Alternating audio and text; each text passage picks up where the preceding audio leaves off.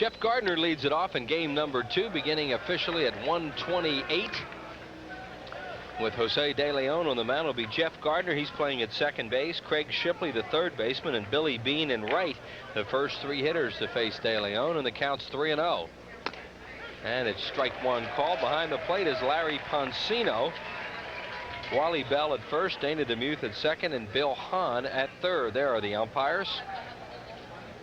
Figure Larry's going to have to do a little blinking. And it's over for a strike. 3 balls and 2 strikes.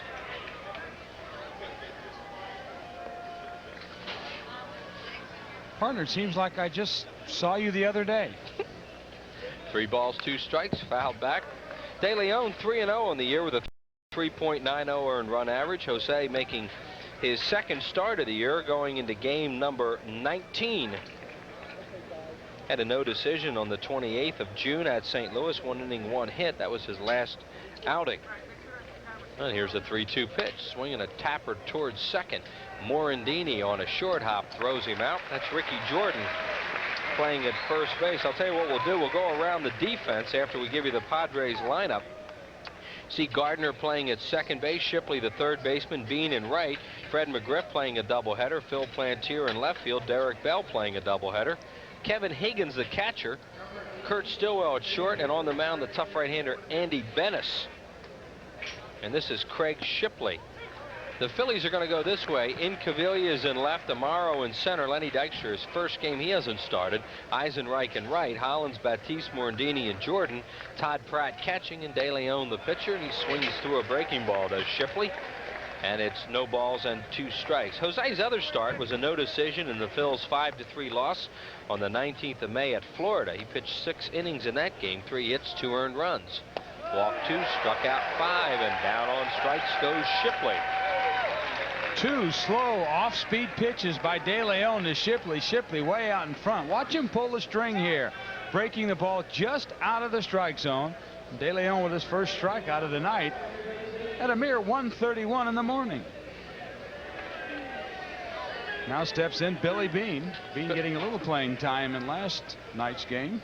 Beane got a little, yeah, exactly. He came into the game and played a little bit of defense. We are in game number 2, just getting underway here in the first inning. 1 ball and no strikes. Beane takes it inside corner for a strike call. If you're wondering why this game is being played, the umpires have no precedent not to start this game, or nothing in the rules not to start it if weather permits. So we are playing game number 2. And there's no local curfew, not in this state. Check swing. Bill Hahn says no. 2 balls and a strike on Billy Beane. Was with the Dodgers for a while. To take that one step further, Chris, it'd be hard-pressed for them not to play the second game after they waited so long to play the first game. Right. They gave the Phillies the benefit of the doubt. The rain delays over 5 hours. Almost 6 hours. And they finished the game, so there's no reason for them not to play the second game. Beane hits a pop-up left side. Batiste, the shortstop, waves off Incaviglia. Kim looks up into the darkness and makes the play, and Jose De Leon has a perfect first inning. No runs, no hits, no errors, nobody left. To the bottom of the first, no score.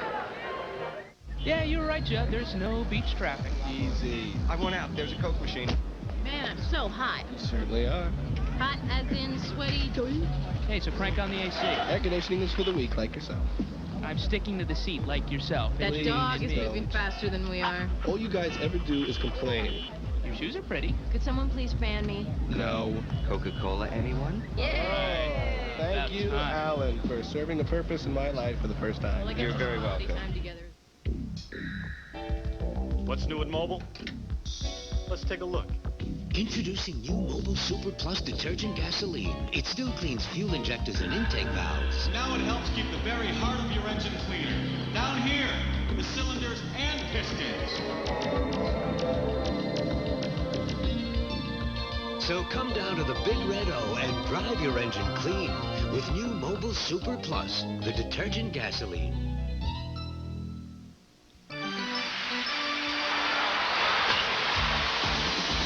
The front-running Phillies collide with the San Diego Padres Saturday night at 7, live from the vet, exclusively on Prism, the home game home of the Phillies. Here's your Sherwin-Williams starting lineup for the Phillies, managed by Jim Fregosi. Ruben Amaro a start in center field. Mickey Morandini at second. Ricky Jordan at first base. Dave Hollins in the cleanup spot. Pete Cavilla in left. Jim Eisenreich in right field. Todd Pratt behind the plate.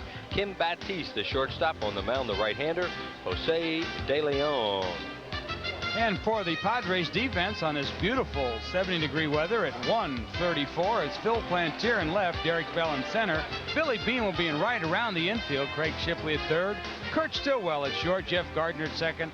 Fred McGriff at first. Kevin Higgins behind the plate and on the mound, a power pitcher, Andy Bennis. And Ruben Amaro leads it off. Amaro doing a good job since coming back, batting at .545. Ruben .667 right-handed, 0 for 4 from the left side. There are the numbers on Andy Bennis, who has been a hot pitcher lately. See, he's 8-6 with a 2.60 earned run average. But up among the league leaders in a lot of categories, including inning pitch, strikeouts. Amaro swings and misses at a good fastball. Bennis beat Terry Mulholland 2-1 on April the 22nd here, going 8 2/3 innings, 5 hits, an earned run, walked 2, struck out 5.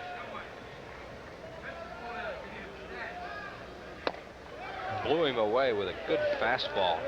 Andy Bennis can flat out pitch. Last time out, he pitched 7 innings, 1 hit with 10 strikeouts. Bennis, a power pitcher, fastball over 90 miles an hour. He'll sink it every now and then, and he'll also cut it. To go along with that fastball, he's got a slider and a change, but pretty much goes right at you with gas, and he's got great movement on his ball. Mickey Morandini. Morandini and Bennis knowing each other very well. They were teammates on the U.S. Olympic team. Mickey's hitting fairly well too, 3 for 11, or excuse me, 5 for 14 at .357. He's 2 for 3 off him this year. Hits that one hard. McGriff can't handle it, and Morandini will be safe. See how he scored. Everything hit hard on this infield tonight is a tough play. I think they should give him a hit because it really was rocketed down there. Like you said, with as wet as the turf is, pretty tough to handle that ball. Error first base. Of course. And that'll bring up Ricky Jordan getting a start as you see that ball bouncing away from McGriff. Ricky playing at first base for John Kruk. Ricky has good lifetime numbers, though, against Bennis, considering what a tough right-hander he is. Ricky batting 10 for 26, 385. Or 3 for 14, I mean, with 3 homers and 7 runs batted in off Bennis. One of his homers, a grand slam. Hit in the high in the air to Derek Bell in center field, who waits, squeezes a 2 down. One of the big reasons that Jordan has done so well against Bennis because Jordan's a good fastball hitter. Here he gets a high fastball, just doesn't quite get on top of it and skies it to center. Maybe being 136, 137 in the morning might have something to do with that. We're here. We might as well get it done. Dave Hollins the batter. And Hollins takes a strike called. Hollins in game number 1 was 0 for 4. San Diego won that game 5-2.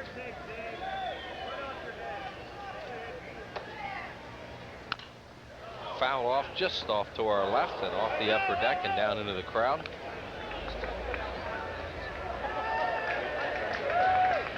See the batter's box a little bit as Hollins' feet, you can see him moving around a little bit. The clay has been dampened a great deal by all this rain, even though the absorbing sand that they put down to get rid of some of that moisture really isn't sufficient enough for all the water that has been taken on the field tonight. Hollins takes a breaking ball low.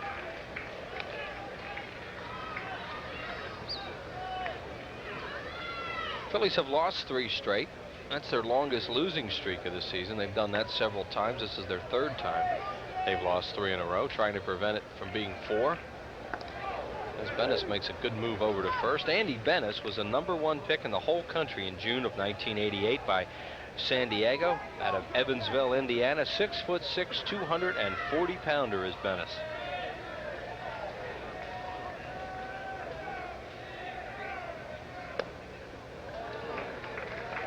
2 balls and 2 strikes.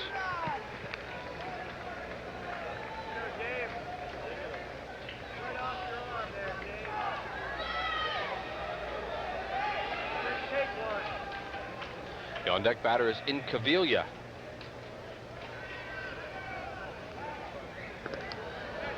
And a quick tag by McGriff, and once again Mickey Morandini is back. Morandini's stolen 9 bases in 10 attempts this year.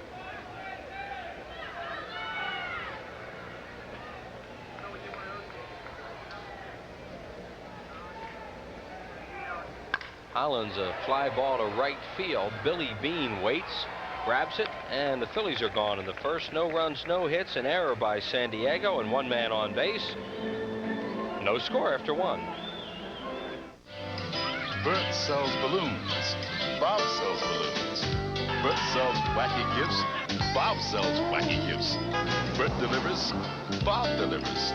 So if Bob's got everything Bert's got, why is Bert busy and Bob not?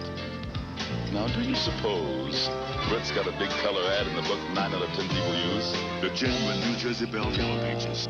9 out of 10 use it. No other book can match it. A Bell Atlantic company. Repeating. It hit, and I forgot to play your number. Oh, jeez, she's home. She's gonna kill me. I gotta hide. Here. No, there. Honey, Oh, gosh, here she comes. I'm home. The closet. Thanks, boy. Where are you? The Pennsylvania Lottery's daily number. Don't forget to play every day. Did you remember? Bill. I knew you'd forget. We won? What do you mean, we?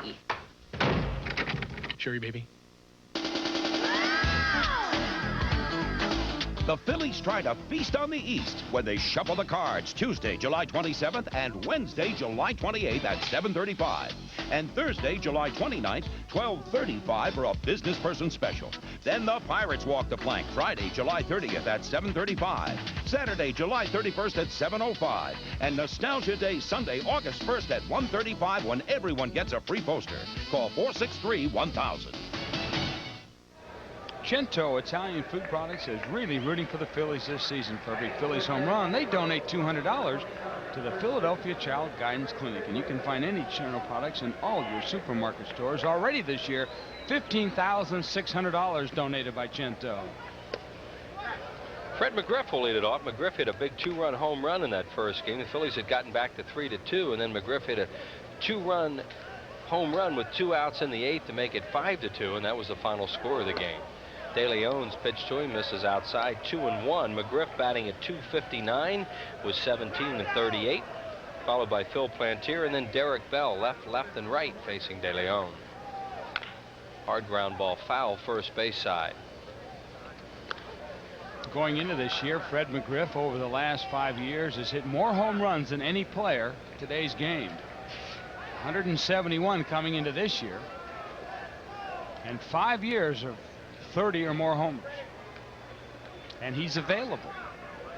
Yeah, he won't finish the year in the San Diego uniform, that's for sure. Some club is going to wind up with some kind of premier power hitter. Pops this one up right side. Ricky Jordan in fair territory, makes the play, 1 away. And that'll bring up Phil Plantier batting at .255 with 12 homers, 36 runs batted in.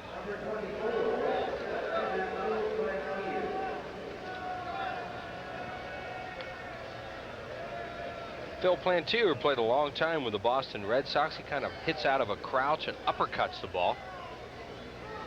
De Leon misses outside with a breaking ball, 1-0 to Plantier, with Derek Bell waiting on deck.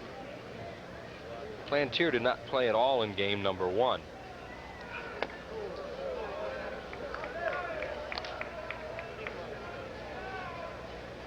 Plantier signed with the Red Sox, came up through their organization. Pretty much a power hitter in the minor leagues. There's that big uppercut swing, and he misses. Boy, he really goes after it. He doesn't swing easy. Watch this dead uppercut swing. Wow. He's going for all the marbles. Yeah, he tries to lift all the time. And he does there. Oh, is this high? Here comes Jordan. Looks like Ricky has a play, and he does. Trying to get that fan out of the way. Two down on a towering pop-up hit by Phil Plantier way up in the air. You can see Jordan over by the fence, and the fan trying to catch it with his glove up. And Jordan does a nice job. A lot of times what happens when a player gets near the fence and the fan has a glove, sometimes the ball will deflect off that fan's glove, come right back and hit you in the face. So that's why you see Jordan, who flinched just a little bit as he caught it. Derek Bell, the batter.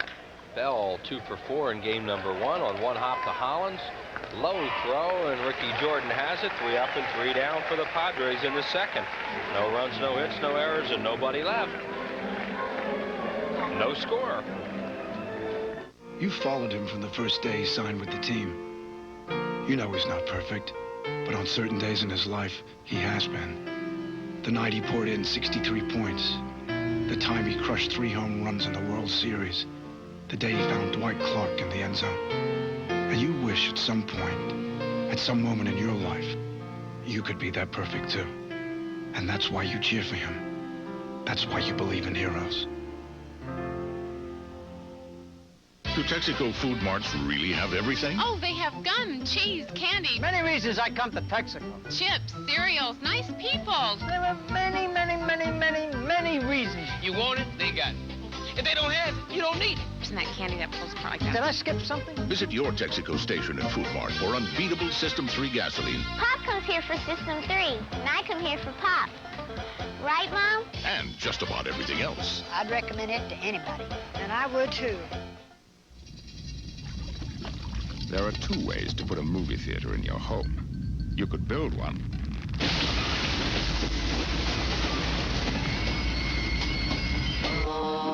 Or you could simply buy the giant 35-inch RCA home theater with SRS sound. It's the easiest way to get a movie theater in your home. RCA home theater products available at all American appliance stores throughout Pennsylvania, New Jersey, and Delaware. Loosen your tie, take off your coat, roll up your sleeves. It's a business person special, Thursday, July 29th at 12:35. Compliments of Mellon BSFS. Go ahead, you deserve a break. Call 463-1000. Pete Incaviglia will lead it off for the Phillies here in the second inning. Incaviglia followed by Eisenreich and Pratt. I think he had one at bat in the first game as a pinch hitter and flew out to left field. Pete batting at .280 with 13 home runs, 53 runs batted in.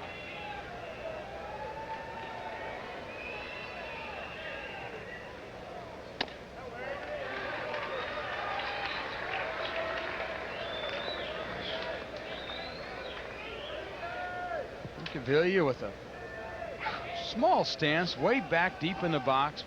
Very powerful swing. 3 balls and no strikes. Andy Bennis has walked 33, punched out 96 in 121 in the third innings coming into the game tonight. Very, very good walk strikeout ratio for the big right-hander. Fires one over for strike 1.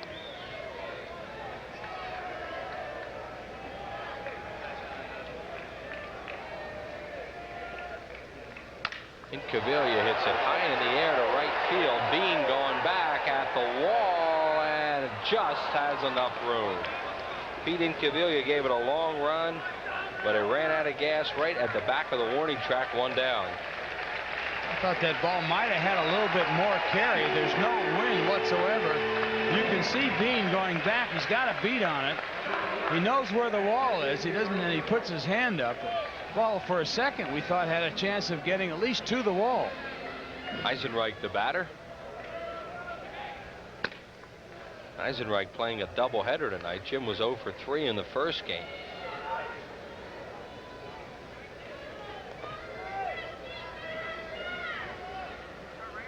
Fastball hit in the air to center. Derek Bell playing him perfectly there. 2 down. Bennis has had a little trouble with a long ball lately. He allowed just 1 home run in his first 9 starts of the year. Since then, he's given up the long ball 7 times in his last 8 starts, but all 8 homers have been solos. And he almost gave up one to Incaviglia. Here's Todd Pratt giving Darren Dalton this game off, as Dalton will catch the game tonight, which will begin at 7:05, followed by fireworks. Obviously no fireworks tonight. They will be Monday night after the Phillies-Dodger game. Anybody who left here early tonight may exchange their tickets for that game if they so desire, or any other Gesture game. by the Phillies doing that. Yeah.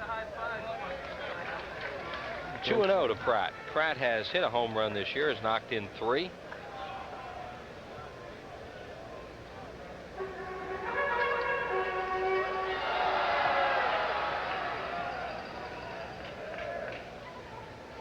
Phillies agonized for about a couple of weeks in spring training whether or not to carry 3 catchers so they could utilize the ability of Pratt to hit. Pratt has a very good swing, hits the ball a long way when he connects. And when you only go with 2 catchers, the manager sometimes hesitates in using that catcher off the bench in hitting situations for fear of having to play a game without a catcher. Takes the 3-0 over for a strike, 3-1. Kim Baptiste waits on deck. There's Darren Dalton right behind Pete Incaviglia. Pratt hits it down the line. It's a fair ball. Low and in the dirt. McGriff digs it out and he's safe. He was off the bag. That play was like it was in slow motion. Shipley, the third baseman, got the play. He couldn't believe that Bill Hahn called it fair, and then he just threw it over there, kind of off balance. And watch McGriff, he digs it out, but he is off the bag, and it's an error on the third baseman. Wow. That's an easy out. I guess McGriff thought he had to come off the bag to get the ball. Maybe if he'd have stretched, he could have caught it. That's the second error of this game for San Diego. We're in the second inning of game number 2. This is not a replay. This is game number 2 of a scheduled twilight doubleheader. Kim Baptiste with 4 homers, 21 runs batted, and did a fine job filling in for Hollins. Good breaking ball by Bennis. 1 ball and 1 strike. On deck is De Leon, the pitcher. Something you really don't expect from Bennis. As hard as he throws the ball, then getting a pitch as Baptiste just got a slow off-speed breaking ball where he really pulled the string on it. You can see Kim way out in front of that pitch. There's another breaking ball, only that was a hard breaking ball. Bennis against the Phillies' lifetime is 7-2 in 10 games with a good earned run average of 2.96. He has pitched some of the best games of his career right here at Veterans Stadium. Had a 2-hitter here on May 14th of 1990, his first major league complete game. 2-2. Padres seeing Baptiste having a little bit of problems with that breaking ball on the outside part of the plate. Continue to throw it out there. Fastball breaks his bat in the hole. They'll go to second for the force out on Pratt, and that'll do it for the Phillies here in the second inning. No runs, no hits. 1 error by San Diego and a man left on. Through 2, no score.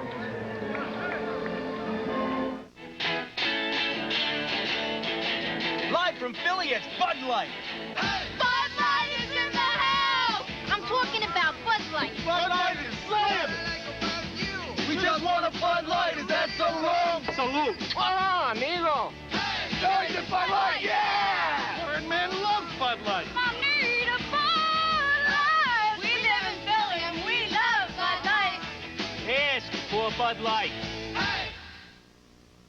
When Bob borrowed a lawnmower, all he got was short grass. When Bob borrowed hedge clippers, all he got was nice shrubs. When Bob borrowed a ladder, all he got was red shutters. When Bob borrowed a hose, all he got was wet. But when Bob borrowed money, he got indispensable banking services. The Mellon PSFS Smart Accounts.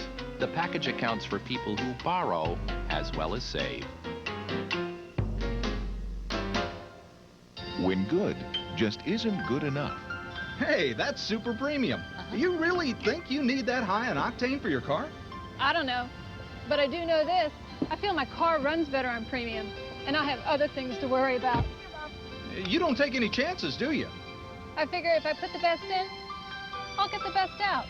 So when good just isn't good enough for you, experience our best. Fly with the new superpower, Citgo.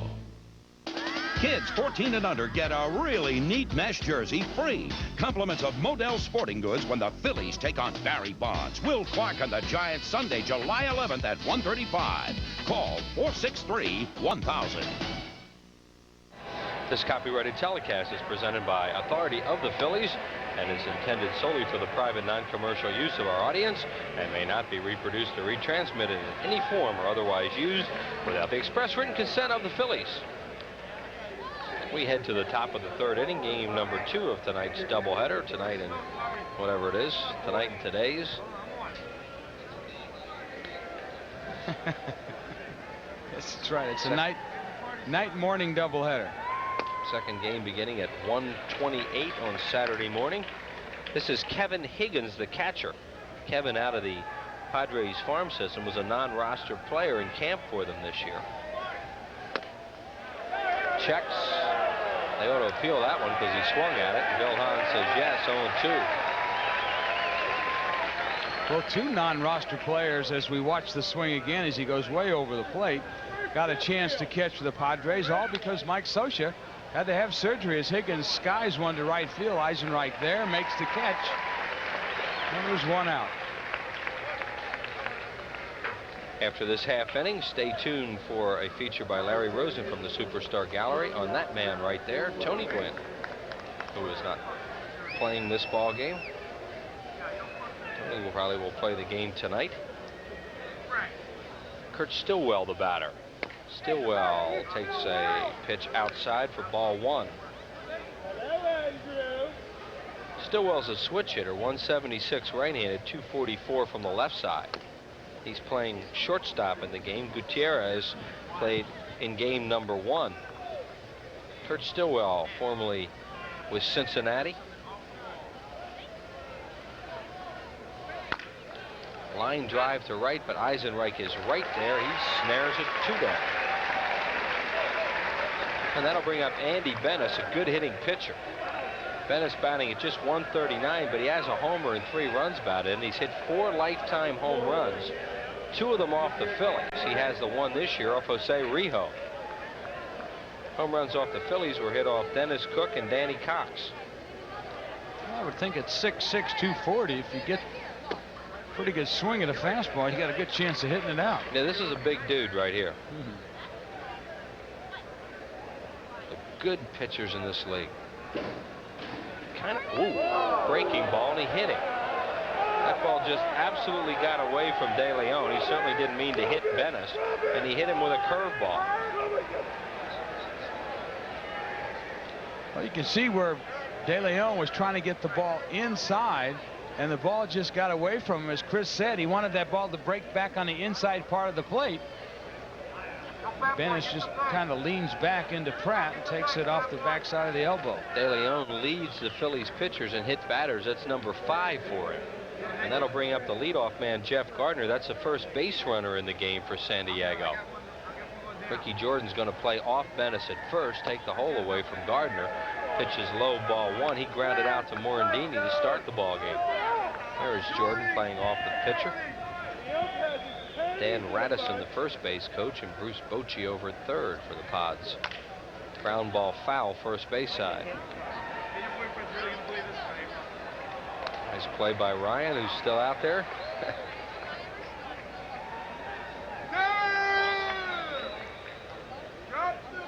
Probably a couple thousand people still here.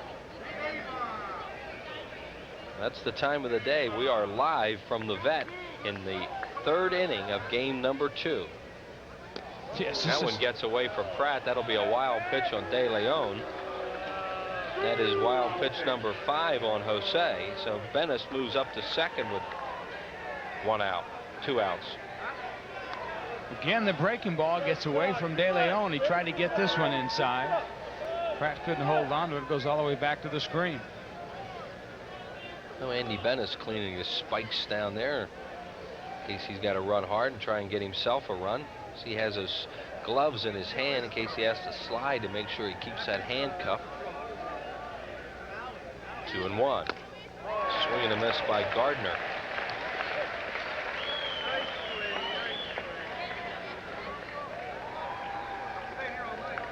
Gardner signed with the Mets as a non-drafted free agent way back in 1984. And in 1991 was traded to San Diego for pitcher Steve Rosenberg. Shot of the dugout there with Fregosi and Vukovic looking on. 2 balls and 2 strikes. High, and it's 3-2. The on-deck batter is Shipley, a right-handed hitter.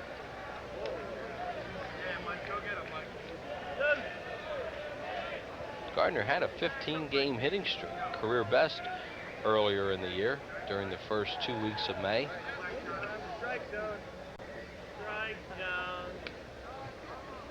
Here we go with a full count pitch. Fly ball left field. This will slice out of play. And Caviglia over, but runs out of room. It's late, and we're all liquored up. We want a strikeout. Oh, the fans are restless, huh? Ooh. And we're up here.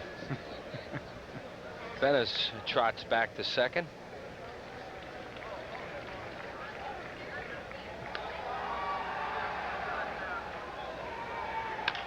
Another foul ball out of play left side. With the count 3-2, Gardner really should be pulling that ball. De Leon throwing fastballs almost down the center of the plate. Gardner a tad bit behind. Phillies shade Gardner in the outfield, a little towards the left field. And the 3-2 pitch on the way again to Gardner. There's a hard ground ball right at Batiste, who bobbles again. It's an error. So the Phillies commit their first error of the ball game. That's on the shortstop Batiste. And Bennis moved over to third. Fastball up in the strike zone. The ball hit off the turf. You could see the water. And what happened was Batiste tried to pick it out of his glove. And as he did, he looked up to see where Gardner was. He couldn't get a handle on it and dropped it a second time. Shipley ducks under a breaking ball. He struck out his first time up. De Leon a little wild with his breaking ball and fork ball. Jose has started 5 games for the Phillies last year and this year as Fregosi and Vukovic look out there, and he has a 3 earned run average.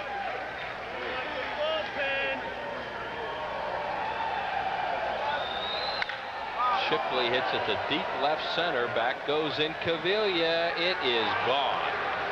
A 3-run home run for Craig Shipley, his second home run of the year, and the Padres lead it 3-0 on 3 unearned runs. Well, that's what happens when errors get to your infielders. It puts the pitcher in the hole. De Leon comes in with a fastball right down the chute, and Shipley just drives it right out of here. Wow. Nothing like putting yourself behind the 8 ball here in the second game. To Andy Bennis. Sure. De Leon had retired the first 8 batters he faced, and then he hit the pitcher. An error by Batiste, and then a 3-run home run by Shipley.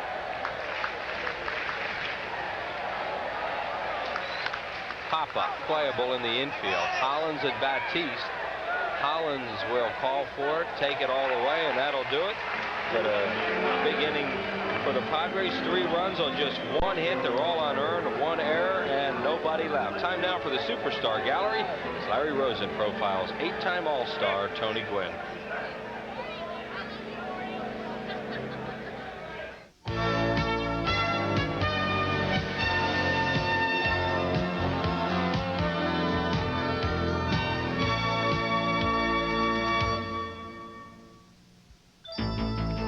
He is the most visible athlete in San Diego, viewed in the community as Mr. Padre. Tony Gwynn holds franchise records in hits, runs, games, and many other categories. He is truly a superstar on the field and in the community, where his work with San Diego's youth is well documented. On or off the field, he's done it his way. I like to go out there and do certain things in the community, but everybody doesn't have to know about it, you know, because when you're out there working in the community, it's something that comes from the heart. It's not something that needs to be publicized or other people need to know about it in order for it to pay dividends for you. And that's kind of like how I like to operate, you know, and that's kind of like the way I play baseball. You know, I just go out there and I just do my job. It's not very flashy, it's not very pretty, but I get the job done. And that's basically the way I've gone about trying to you know, play baseball, trying to lead a normal life in San Diego, not have people, you know, expect me to act a certain way. You know, I just try to be myself. And, you know, sometimes over the course of 10 years, sometimes that, you know, makes people happy. Sometimes it upsets a lot of people. But, you know, that's how I am. And that's the way I'm going to continue to be, because that's the way I want it to be. So people can say what they want to say and do what they want to do, but I'm going to be myself, and that's that.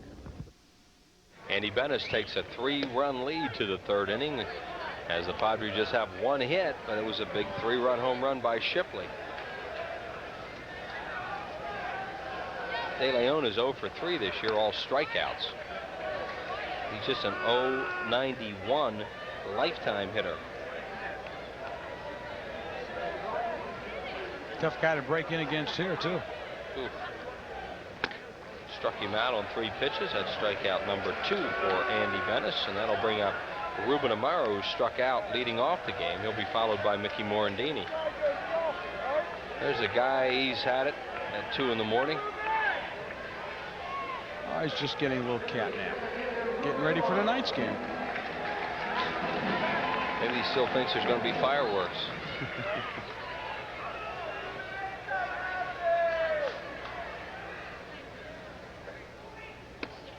Amaro takes it up high for ball 1.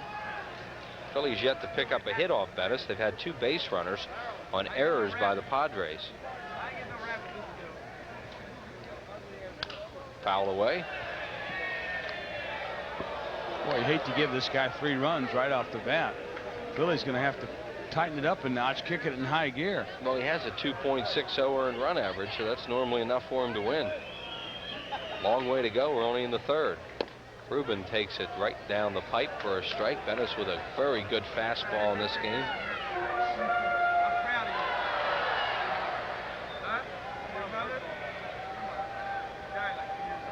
It's always a nice thought when you wait around 5.5 hours to play a game, and then you get to face a guy at 1:30 in the morning who throws the ball over 90 miles an hour with a sharp breaking curve. I'll tell you what, if anybody in the ground crew was taking a little nap just then, that woke them up as that ball went off Higgins' glove and smokes the glass back there. Look at this. Wham! Yeah, you can see him kind of shrug their shoulders down just a hair back there on that screen. Yep, Higgins mishandles that one, and it's 3-2. Yeah, see him shaking his hand. Yeah. He throws a very, very hard, heavy ball. Here's the pitch to Ruben. Fly ball right field. Billy Bean broke back, now comes in, waits, 2 outs.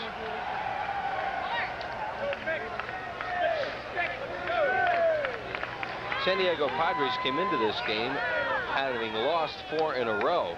And coming into this doubleheader, they won the first game, snapped that. The Phillies have lost 3 in a row and have not lost 4 in a row all year. And they'll have to fight back against Andy Bennis to prevent that from happening. Morandini fouls it off. Mickey got on at an error by McGriff in the 1st inning. Who's making the next pin run? Tara, bring your trade down, baby. Bring your trade out. See Higgins giving the signs, motioning for Bennis to get something on the inside part of the plate. Check swing foul off the Phillies dugout.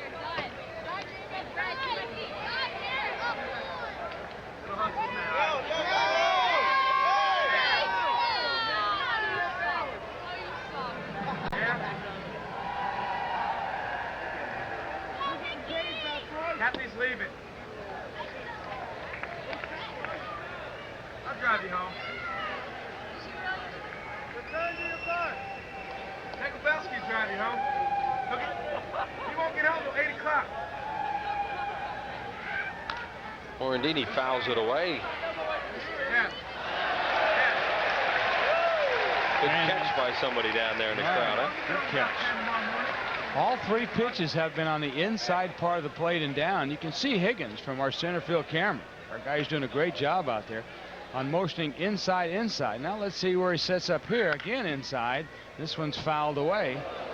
Count remains 1-2. So Bennis is trying to keep the ball down and in with the breaking ball on Morandini. And just out of the strike zone.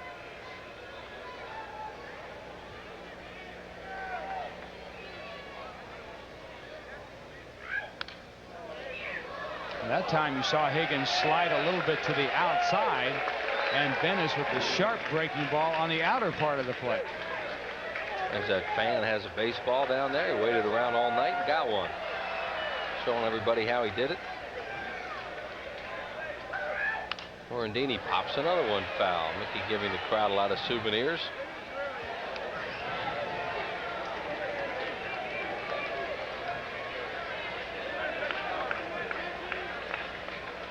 It's getting up to about that hot chocolate hour, partner, you know. 2:09 in the morning. Morandini another foul ball. On deck batters Ricky Jordan. Bennis throwing some very good breaking balls to Morandini, and Morandini really having a good at bat, fouling him off. The count still 1-2 with 2 outs here in the third.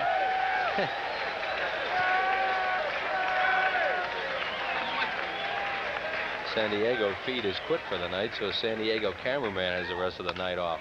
Morandini on a short hop to the shortstop, and Stillwell throws him out. Phillies gone in order here in the third inning. No runs, no hits, no errors, and nobody left through 3. 3-0 Padres.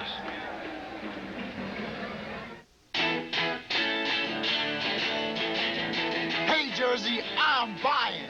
I drink Bud Light because I'm 245 pounds of U.S. steel and sex appeal. He's unbelievable. Jersey girls dig Bud Light. Bud Light is made in New Jersey. You know, we own that Statue of Liberty. They stole it from us. Yo, bartender, Bud Light. You want one too, don't you? How about a Bud Light? Yo, it's Jersey stuff. It's Bud Light, you know? Bud Light, up and away. Upon completing the rear axle assembly diagrams using a 9-inch gripping wrench, tighten the C diagrams and secure the frame extenders to the housing mount. Congratulations, you built a tricycle. While the simplest things can be made complex, the challenge is making the complex simple. But that's what we do at Bell Atlantic Mobile, with straight answers, clear explanations, and with no assembly required. Bell Atlantic Mobile, advanced technology and people who make it mean something. The Phillies try to feast on the East when they shuffle the cards Tuesday, July 27th and Wednesday, July 28th at 7:35. And Thursday, July 29th, 12:35 for a business person special. Then the Pirates walk the plank Friday, July 30th at 7:35. Saturday, July 31st at 7:05. And Nostalgia Day Sunday, August 1st at 1:35 when everyone gets a free poster. Call 463-1000. Prism's blockbuster July Phillies lineup continues next week with 4 big games on Monday, Tuesday, and Wednesday. Tommy Lasorda comes to town with the Dodgers on Thursday. The Western Division leading Giants meet the Phillies for a showdown between the 2 best teams in the divisions. It's 4 games you won't see anywhere else on TV next week on Prism, the only place to be in the summer of '93. Fred McGriff, Phil Plantier, Derek Bell. Boy, every time this guy comes to the plate, you got to worry about him. What a sweet swing this guy's got. Popped up his first time up to Ricky Jordan, hit a home run in game number 1. 3-run home run by Craig Shipley with 2 outs in the third inning. As the Padres ahead 3-0, all the runs are unearned.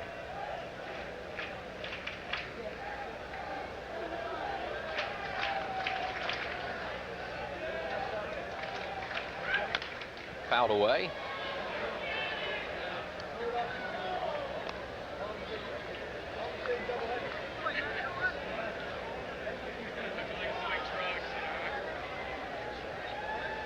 Some numbers on McGriff over the last 5 years.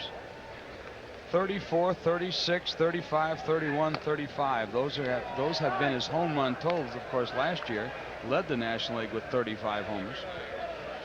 Coming into this year, 191 Major League home runs, and of course tack on another 17 for 93. This ball is really hit hard. It'll hit the wall on one hop, and McGriff will have a stand-up double. He has 17 home runs on the year, and that is double number 9 for Fred McGriff, leading off the 4th inning. He just seems to do it with such ease. You wonder why he's not hitting about 320. Watch this stroke. Nice, easy, level, and rocket out there. And Phil Plantier, the batter, he had a pop-up foul to Ricky Jordan at first, his first time up. He'll try to pull the ball, and he is a pull hitter. De Leon misses outside. That was hit number 2 off Jose.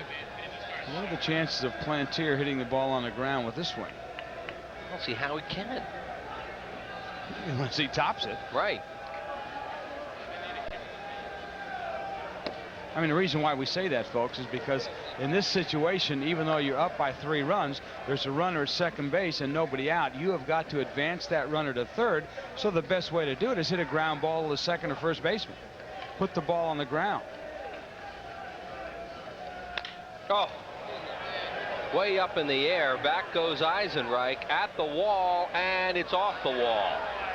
McGriff got a late start, but it bounces away from Amaro, so they're going to be able to score him anyway. And it's 4-0. And the people are going to get a little ugly here pretty soon. I'd like to see what happened out there, because as the ball bounced in, it looked like Amaro had a chance to hold McGriff, and the ball gets by him. Plantier with a dead uppercut swing as Eisenreich goes back. You see him, he knows where the fence is, puts his hand on it, he jumps. He just can't quite get it.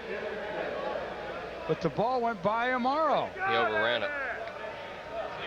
So back-to-back doubles have given the Padres another run here in the 4th inning, and Derek Bell, the batter, as Plantier leads off second.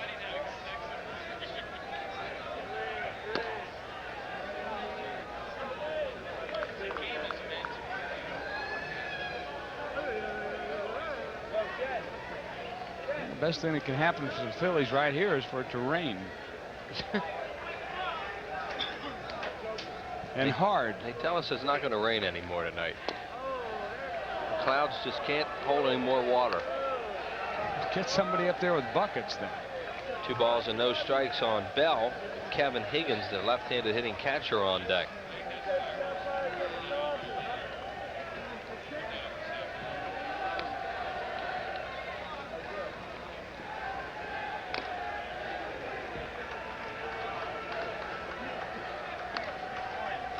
Padres with 4 runs in the game on a home run and 2 doubles.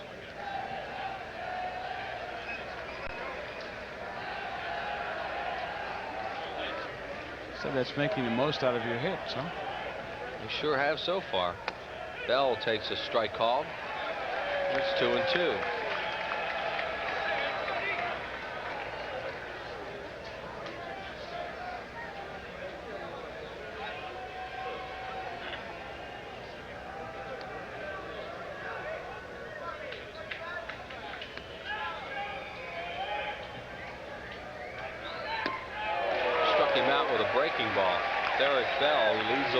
Strikeouts, goes down again on strikes. 1 out, a second strikeout for De Leon.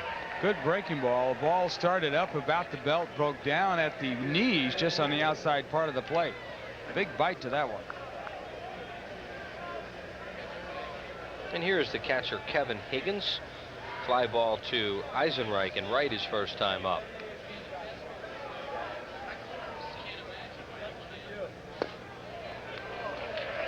Again, the big breaking ball.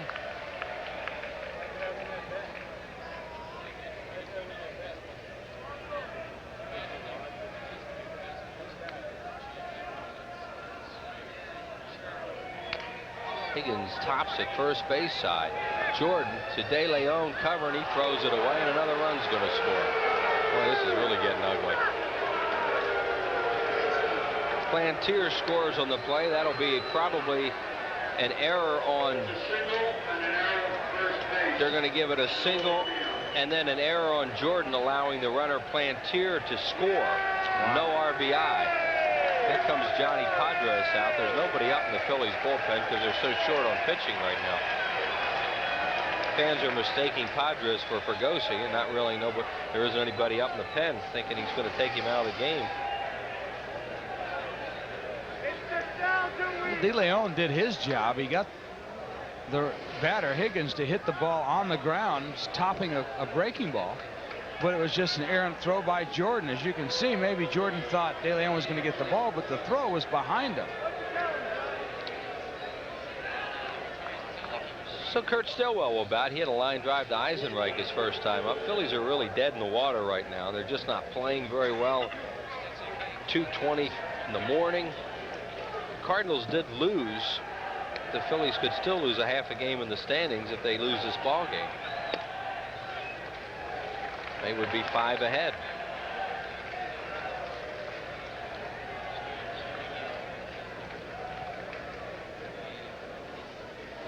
They are in their worst lull of the season at this point. Pop-up foul out of play, third base side, and Hollins will run out of room. And of course, with Jim Fregosi using Mike Williams in the first game, I wonder if he's available at all for the second game. There's Fregosi, who right now nothing much is going right for his ball club after everything went right for a long time, and that is the nature of this business.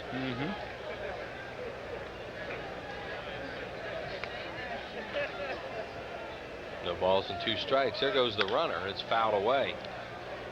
Higgins broke on the 0-2 pitch, and it's fouled out of play.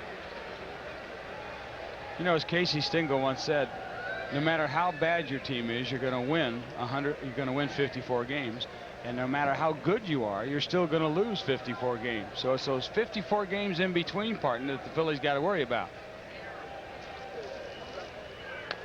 Well, they spotted Andy Bennis a 5-0 lead here in the 4th inning. Oh, he just got saved, partner. What happened? Muggsy's brought us some cheesesteaks after all this time. When did you eat? About 2 o'clock? Muggsy's brought us in some cheesesteaks. Oh. That's Rip fouling out of play. Thank you to Muggsy's. Nice catch out there by that fan. He's going to show everybody out of way. It was a nice catch. Yeah, we got you on camera. You're supposed to be here. Everybody knows it now. 1-2.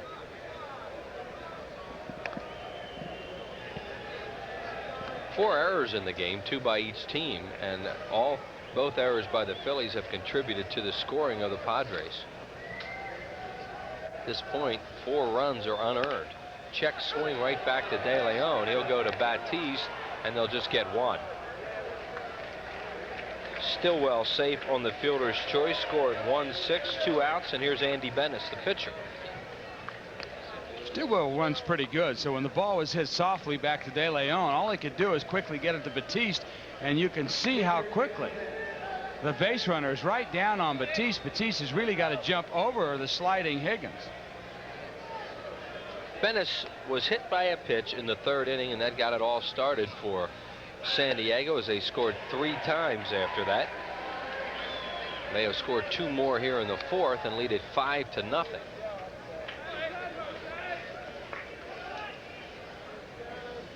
Bennis, a lifetime just 116 hitter, but dangerous with the 4 homers and 13 runs batted in. 0-2.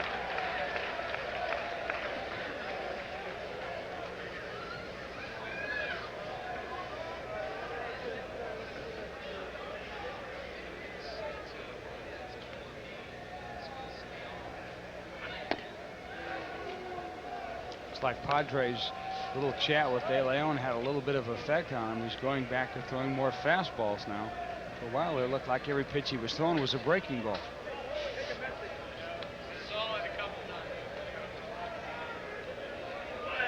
Bennis fouls it away.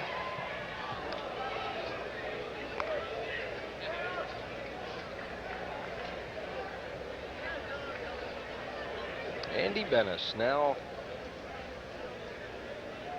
26 years of age. Hasn't even started to mature yet. Swing and a miss, struck him out on a breaking ball. The Padres are out here in the 4th inning, but they pick up 2 more runs on 3 hits, 1 more Phillies error, and 1 left. 5-0 Pods. Any professional painter will tell you that if you want results like these, you gotta know the tricks of the trade. You gotta ask Sherwin-Williams. Now, these are guys you can trust. They've got good paint, good price, good advice. Guaranteed. Want to know something? I didn't paint this house. The guy that lives there did. Hey, fella, nice job. This guy knows what the pros know. Ask Sherwin-Williams. The Great Sports Debate Summer Baseball Spectacular is coming your way July 19th at the Coventry Mall at routes 100 and 724, just south of Route 422 near Pottstown. Join Angelo, Glenn, Jason, and Al for an hour of complete and utter baseball madness. Visit any of the mall's 90 merchants prior to the taping and register for a great grand prize giveaway, a Prism night at the Phillies for 2. It's the Great Sports Debate Summer Baseball Spectacular, Monday, July 19th at the Coventry Mall. Be there or be a Mets fan.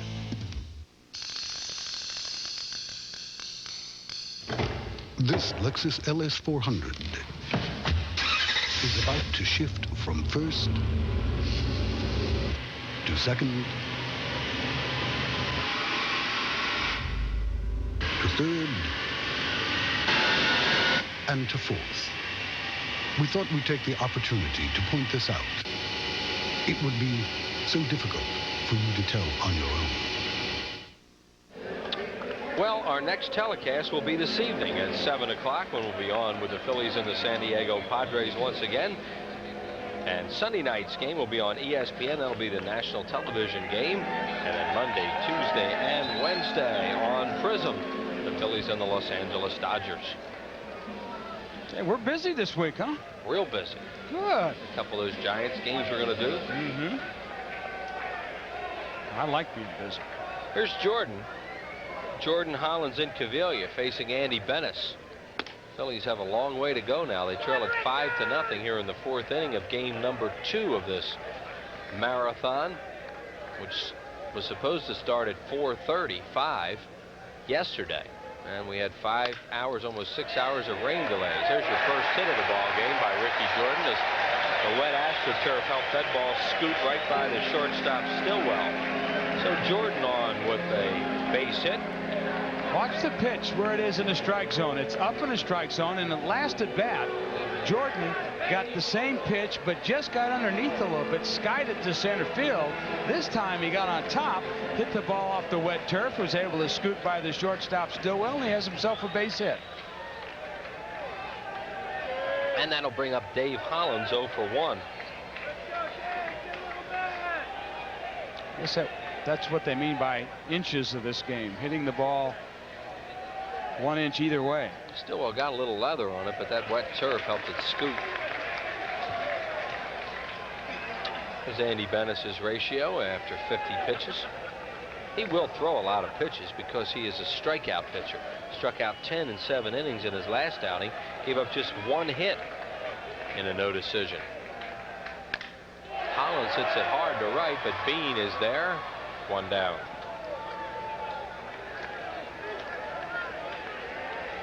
And Jordan heads back to first, and then Cavilla will bat.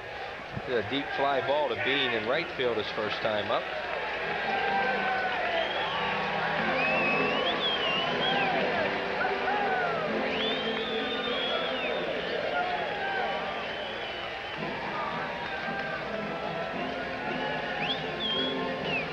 And Cavilla taking his time getting in the batter's box, trying to find a place that isn't too slippery. Digging out a little hole in that clay in the batter's box. Takes it down low for ball 1. On deck batter Jim Eisenreich, and then Todd Pratt to follow. There is McGriff kind of playing off Ricky Jordan, figuring he's not going to go anywhere. The Phillies down by 5 runs. Down low, 2-0. Dykstra, Kruk, and Dalton are all being rested in this game, having played in game number 1. First game that Lenny hasn't started all year.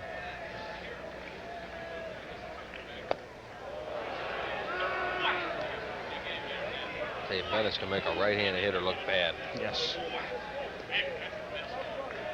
Good quick slider. When you see the pitch leave Bennis's hand, it looks like a fastball. He'll cut his fastball every now and then besides throwing the slider. A lot of times right-hand hitters are really fooled, but not this time for Incaviglia. Bennis got this one on the inside part of the plate. Bennis got too much to the plate. Incaviglia, who takes a tremendous swing anyway, just turned on this fastball.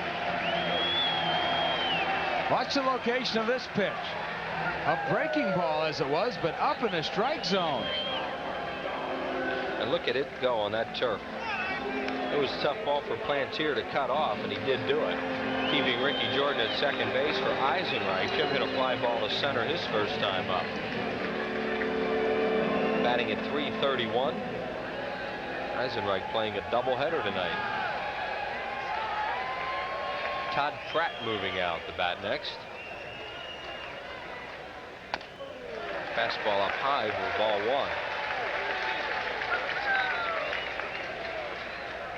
We are now at the 1 hour mark of game number 2.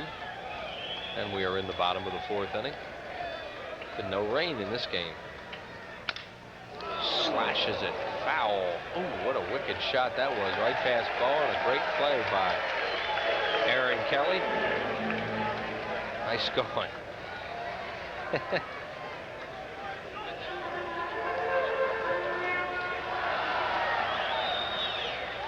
Hey, nice catch. Very nice. Got the ball a little bit too close to her. Yeah, but she blocked it well. Terrific play. Eisenreich fouls one over the screen and into the crowd.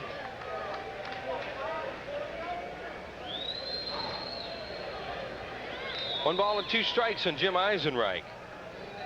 Phillies have 2 men on and 1 out, and they trail at 5-0 here in the 4th inning of game number 2.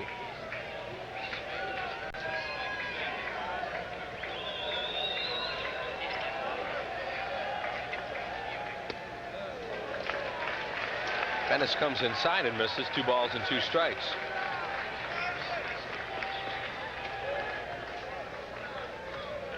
And there is the time of day. It is Saturday, July the 3rd. Happy 4th of July weekend.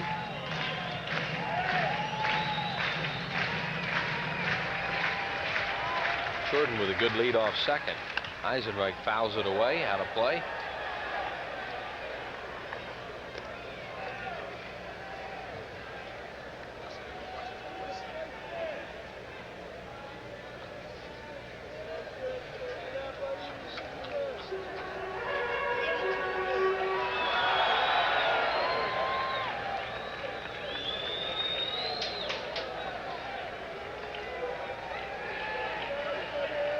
Ricky Jordan taking his lead off second. Kurt Stillwell giving him a little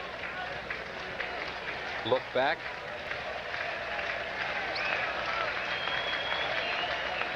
Eisenreich, that is a base hit to right field. Jordan will score. Incaviglia goes to third. The Phillies are on the board and trail at 5-1 on an RBI hit by Jim Eisenreich. Eisenreich makes hitting very simple. He has such a short stroke, and he takes such a short stride that pitchers who make mistakes, as Bennis did on this one, you see the breaking ball just above the knees, right in Eisenreich's wheelhouse. And all Jim did was just wait, a very short, quick stroke, lined himself a single down the right field line. Phillies are going to get the bullpen up now. Batiste due to bat next. He's the 8-hole hitter, and then De Leon. And David West, who pitched in the first game, is up again. Pratt swing and a miss at a good fastball. He got on an error by the third baseman Shipley his first time up. There is West, who pitched 1 inning in game number 1. Phillies released Mark Davis today, brought Mike Williams back. Another swing and a miss. They're very short tonight out of the pen because Mauser just can't go. He pitched 4 innings yesterday. Pratt trying to get a run home. Fly ball will do it. Bennis going for the strikeout.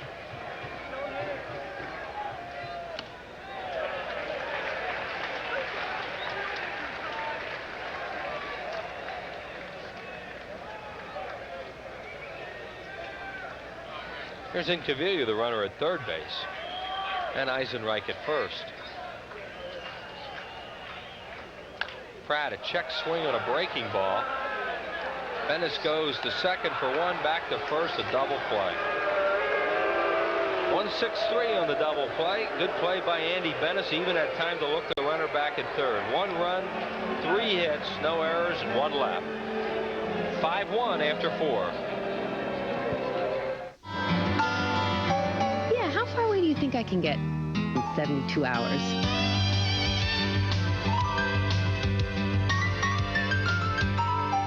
I wouldn't trust my car past the city limits. For the way you travel today more than ever, the Smart Money is on budget. Plan a great getaway by giving Budget a call. You'll get great rates on great cars. The Smart Money is on budget.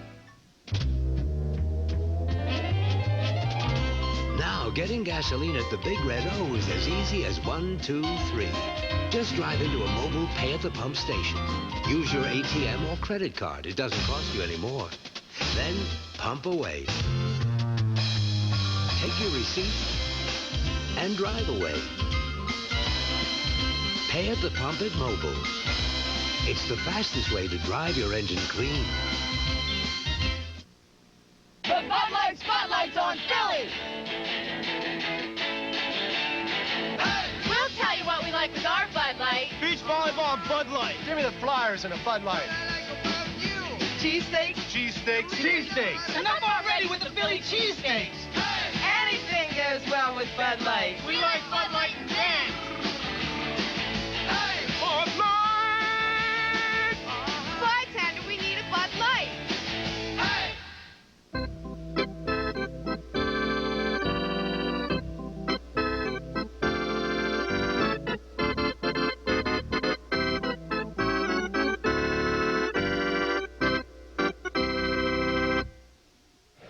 Here's a double play that Pratt grounded into. He checked his swing on a breaking ball that was going out of the strike zone. He tried to hold up. Bennis quickly looked to third, but Pratt, a slow runner, they were able to double up and take the Phillies out of the inning. We go to the top of the 5th. Padres lead it 5-1. First batter, Gardner steps in. And takes a pitch over for a strike. Top of the order, it'll be Gardner, Shipley, and Bean. And he hits it high in the air to right field. A play for Eisenreich. Waits. And Gardner is retired. 1 out here in the 5th inning. Gardner got on an error by Batista's last time up, and then the guy coming up next, Shipley, followed with a 3-run home run to left center, put the Padres up 3-0. They lead it 5-1 in the 5th inning. For Shipley, his 2nd home run of the year. He now has 14 runs batted in. 1 for 2 this morning, huh? I like that. I like that. Guy's a good morning hitter. Nice going, Randy Seidman. He must be good in those B games. Well, I used to hate playing in those B games. Oh, yeah. Unless you knew you were going home after it. No, a lot of times you guys were going to play in the afternoon, too. Breaking ball and a swing and a miss. No balls and 2 strikes on Shipley.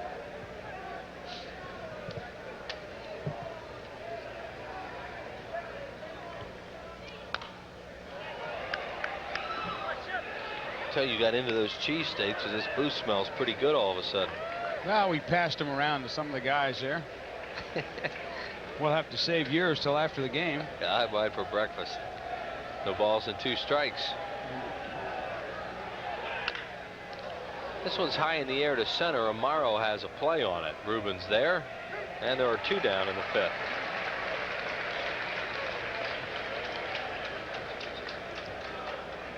There's Jose De Leon with 75 pitches, due to bat 2nd in the 5th inning. I mentioned the Phillies have pitching problems right now, to say the least. Not only in the pitchers being effective, but in the numbers that are here right now and the overuse. There's a shot right at Ricky Jordan, so we'll see if they hit for him. Billy Bean hit that one right on the nose, and he's 0 for 3. No runs, no hits, no errors, and nobody left. We're going to the bottom of the 5th. Padres lead it. Hazy sunshine this afternoon, high close to yesterday's 96 downtown.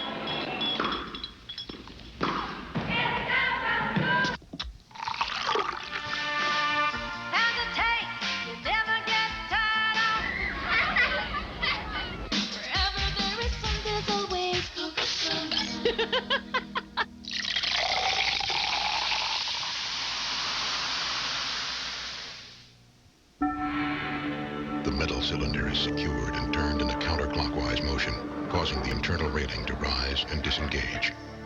It's easy to make something as simple as opening a jar complex. The challenge is making the complex simple. But that's what we do at Bell Atlantic Mobile. We take cutting-edge technology and place it comfortably in your hands. Bell Atlantic Mobile. Advanced technology and people who make it mean something. When my doctor said to start exercising, I knew I wasn't 25 anymore. That's when I called Bill, my nationwide insurance agent. Jim had some questions, so we did a nationwide care review. We talked about his financial plan, life insurance, disability coverage, even retirement. Yeah, we covered everything. It turns out Jim was okay just the way he was. Insurance-wise, right? Oh, right. The care review from Nationwide, because things change. Nationwide is on your side. By Nationwide Insurance. Nationwide is on your side. Your Nationwide agent in Flowertown is Ralph Kett. Kim Batiste will lead it off for the Phillies here in the 5th inning. Then Milt Thompson is going to bat for De Leon, and at the top of the order, Ruben Amaro. There is Thompson.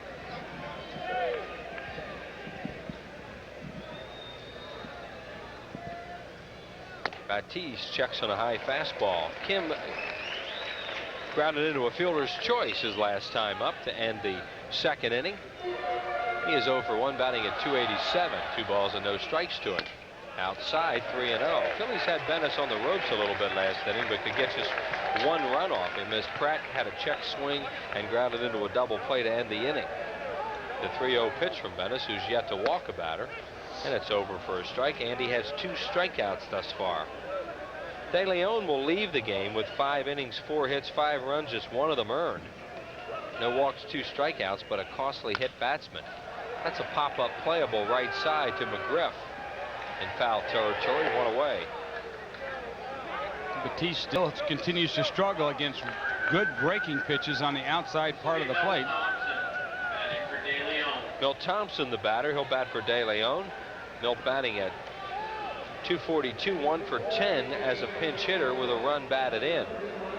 In game number 1, Thompson was 1 for 4. He started that game and left and batted second.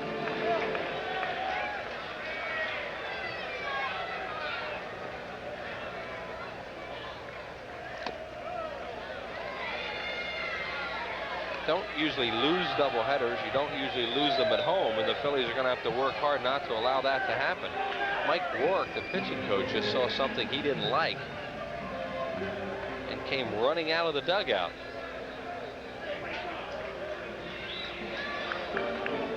See if we can pick up what happened for you. He falls a little, you know, but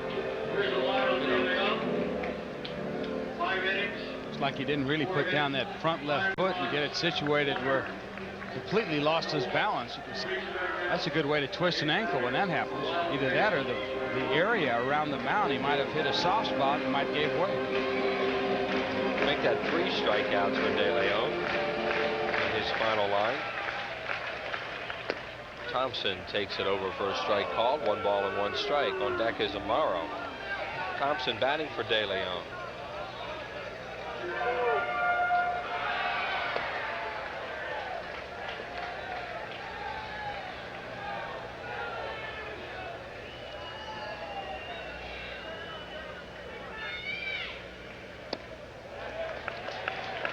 And Bennis runs his 2nd straight 3-ball count.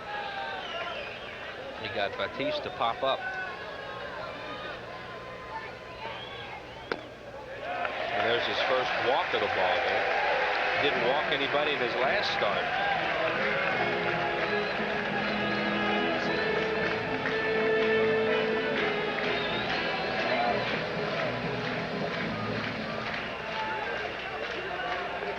And Ruben Amaro will bat. He's playing center field. He struck out, flied out. At 500, I like that this morning numbers. Amaro pops this one up playable in the infield. Who wants it? 3rd baseman. And Shipley makes the play, 2 down. And that'll bring up Mickey Morandini, 0 for 2. He's lived on an error and grounded out. the pitch total for Andy Bennis.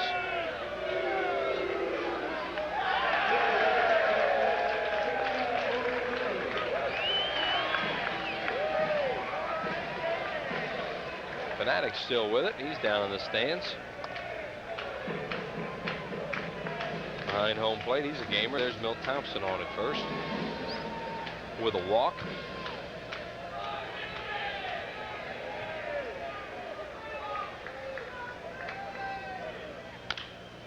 Fly ball left field. This ball will go to the crowd.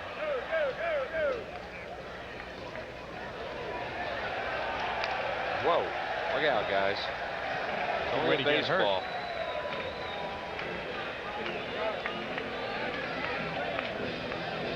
Greg Harris will pitch tonight for San Diego. Danny Jackson for the Phillies. Game time will be at 7 o'clock. There's a Fanatic.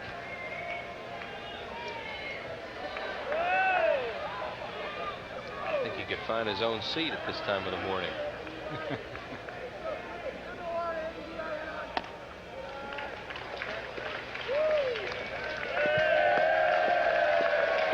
On deck is Jordan.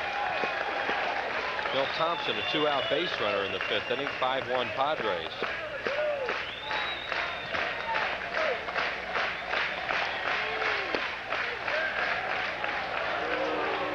Strike called by Larry Poncino, and it's 1 ball and 2 strikes. Bennis throwing fastball, hard breaking ball, and then the slower one. But for the most part, Bennis is going to come at you with hard stuff. That one clocked at 92 miles an hour. Fouled away as Thompson was running on the play. 92, and he could throw it up in the strike zone too and get away with it, as he did to Jordan at one time, and couldn't get on top of it. Anybody that can throw the ball over 90 miles an hour, if they're capable of putting the ball up in the strike zone, you almost have to lay off that pitch until you get 2 strikes. A lot of times fastballs up in that area, they have a lot of movement to them, run a lot. Very tough pitch to hit for an average, that is. Fouled away again by Morandini. Phillies have been in a batting slump for about a week to 10 days, except for the game in St. Louis the other night. They broke out of it. But for the most part, they're not hitting and not scoring runs, scoring only 2 runs in the first game, only 1 run to this point. Probably one of the main reasons for their problems. Pitching has not been good either, but it hasn't been all that horrible tonight. They're just not scoring many runs. Well, you also have to go back to the inning where Batiste made the error. De Leon would have been out of that inning. Should have been out of it, and wound up as a 3-run home run right after that. Yes. Makes a big difference when you give those extra bases away. Especially if a guy like Andy Bennis. The count 1-2 on Morandini. Hit deep to right field, down the line. This is a fair ball off the top of the wall, and Thompson will stop at 3rd. Looked like Mickey Morandini almost got himself a home run down the line. So the Phillies now have runners at 2nd and 3rd with 2 outs for Jordan. Well, Morandini must have remembered his last at bat.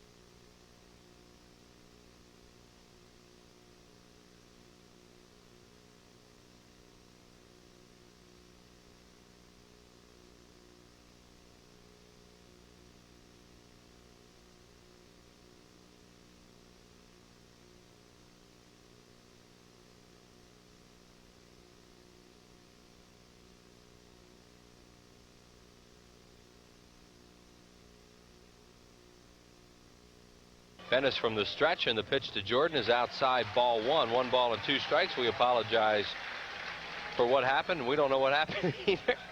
Well, there was a bolt of lightning that raced across the sky, and all of a sudden everything went dark. It's just, you know, as soon as Morandini hit that ball, it's kind of like the natural with Roy Hobbs. The lightning streaked across the sky, and everything went off the air. Jordan, a long drive, deep left field. Back they go. This ball is gone. A home run, Ricky Jordan. And all of a sudden, the Phillies are back in it as Jordan hits a 3-run homer.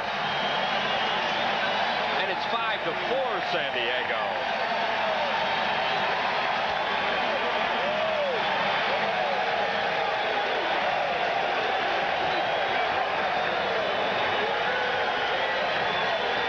Well, we mentioned how Jordan was having a tough time in his first at-bat getting on top of that fastball.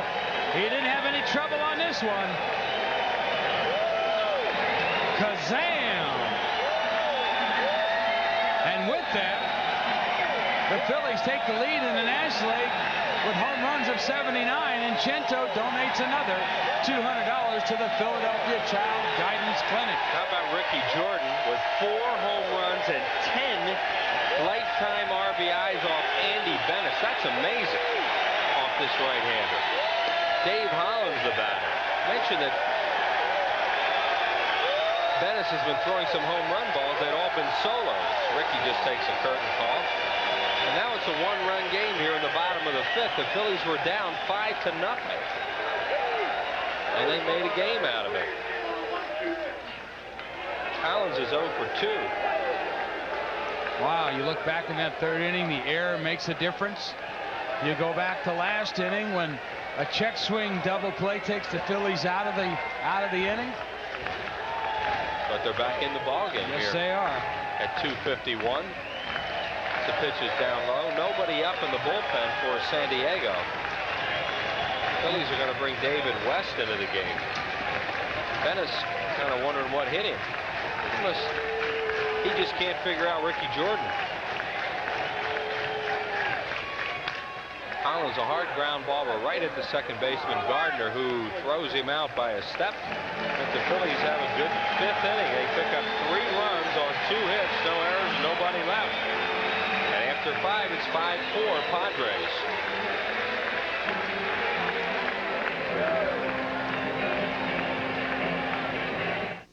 You've seen it before. The ones who run with the herd, and the one who always seems to run alone.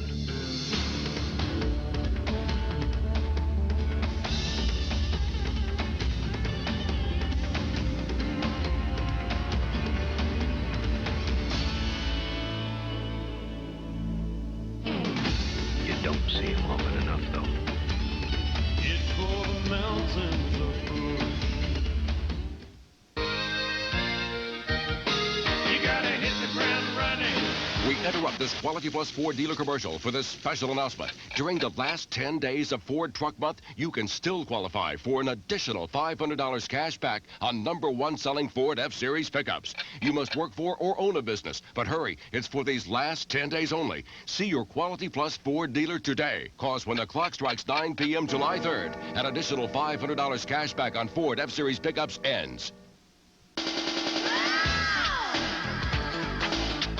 The Phillies take on the West in 7 big games. First, 3 with the Dodgers, Monday, July 5th, Tuesday, July 6th, and Wednesday, July 7th, all at 7:35. Followed by 4 against the Giants with Bonds, Clark, and Williams. Thursday, July 8th, and Friday, July 9th at 7:35. Saturday, July 10th at 3 o'clock. And then all kids 14 and under get a free batting practice jersey Sunday, July 11th at 1:35. Call 463-1000.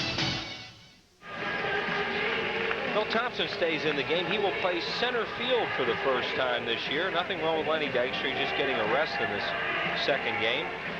And the new pitcher for the Phillies is the left-hander David West. You see the numbers on West. First game of the doubleheader, 1 inning, 1 hit with 1 strikeout. 5-4-2 San Diego, 4-5-2 Phillies here in the 5th inning. We are live from Veterans Stadium, except for a few moments when the power blew. I kind of just went along with this whole night. Fred McGriff's going to lead it off. McGriff, Plantier, and Bell as we head on to 3 o'clock in the morning. Chris Wheeler with Jay Johnstone. We gave Gary the night off, and I'm sure he's appreciative of that. He'll be back with us later tonight. He'll know everything that happened in these games. Oh, definitely. Especially if he gets a paper that has it in it tomorrow. And I don't know what paper that'll be. But he's getting past deadline, I would think. Fastball over for a strike.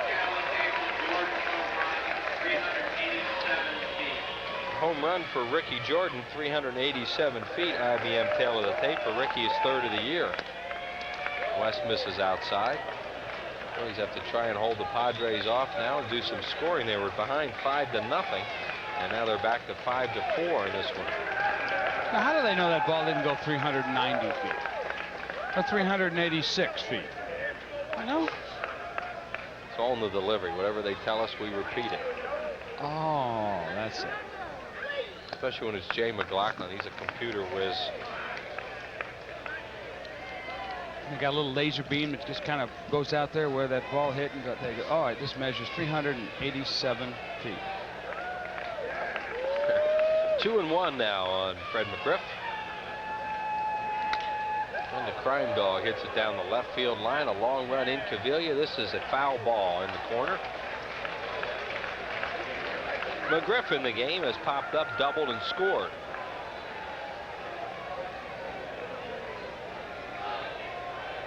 Probably the best way to get a guy out like this, Chris, is just holler what's coming. Remember how McGraw used to pitch when he had trouble with the hitter? He'd be in his windup and he'd be hollering, fastball. And that's where he'd throw a fastball. And the hitter was so mystified he couldn't believe that the pitcher would be hollering what he's throwing. He'd take it. Off the glove of West and into center field for a base hit. Fred McGriff on with a leadoff hit for Phil Plantier, who is also 1 for 2 with a double and a run scored. Look at that. Weight back, pitch inside. He really jammed him, but McGriff, so strong, was able to fight it off, drive it up the middle, and by West, who almost got a glove on it, but because the turf is so wet, it's another base hit for McGriff.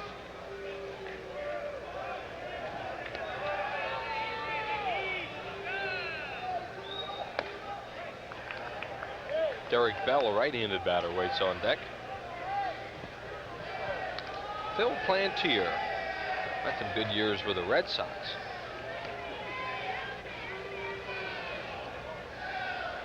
A couple years ago, he was their minor league player of the year, very highly touted in a Red Sox organization playing in Pawtucket.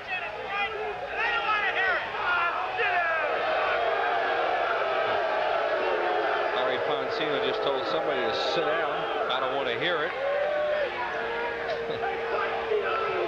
No uncertain terms.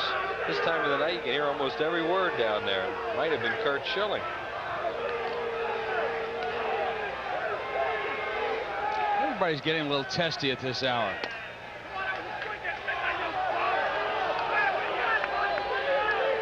And West runs a 3-0 count. The Phillies have just gotten back in this game, and they don't want to give the Padres some runs right back. And he walks him. That doesn't help when you give him 4 straight balls. And they have a tough right-handed batter in Derek Bell coming up.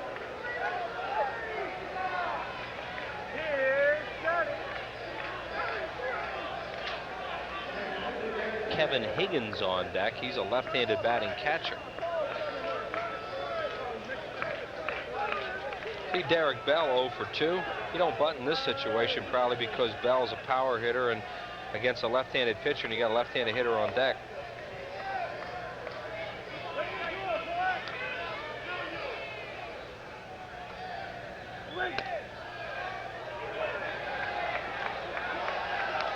Ball 1. No action in the Phillies pen either.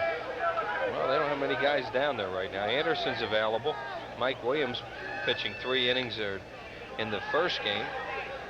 Mauser not available, and Mitch Williams late. Big swing and a miss by Bell, who was 0 for 2 tonight with a strikeout.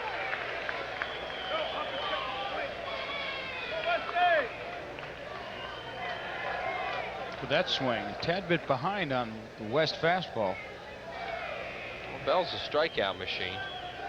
That's like he's trying to get him here and not let him make any contact if possible. It looked like he was looking for a breaking ball or something. Almost got him on the knee. Now, sometimes when you strike out as many times as a guy like Bell does, you got to sit down, look in the mirror, and say, you know, I've got to be doing something wrong here. I either got to seek some help, or I got to try and adjust my stance so I make a little bit more contact. They ought to check on that one. He appealed to first. They're not going to appeal to first. Well, Pratt pointed to the first base umpire, and Wally Bell did not even make a move on that. Poncino did not ask for it. So now it's 3-1, and West one pitch away from loading them at 3 o'clock in the morning.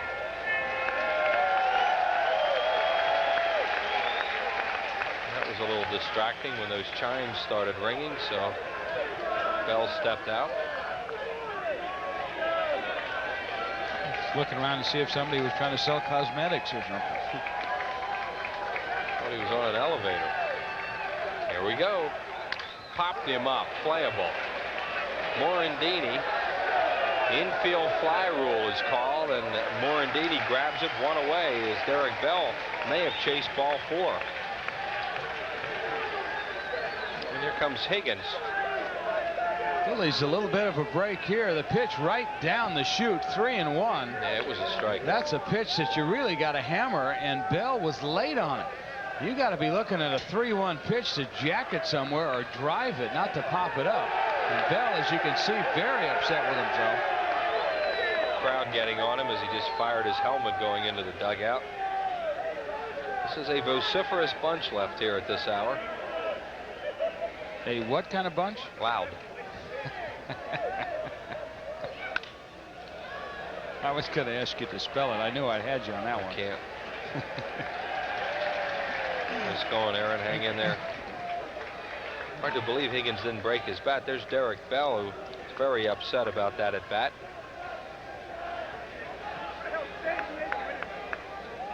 Fred McGriff, the runner at second base, and Phil Plantier on at first. Kurt Stillwell waits on deck. No balls and a strike on Higgins. Strike 2 called. Higgins is 1 for 3. Or excuse me, 1 for 2, a fly ball and an infield hit. He's batting at .276.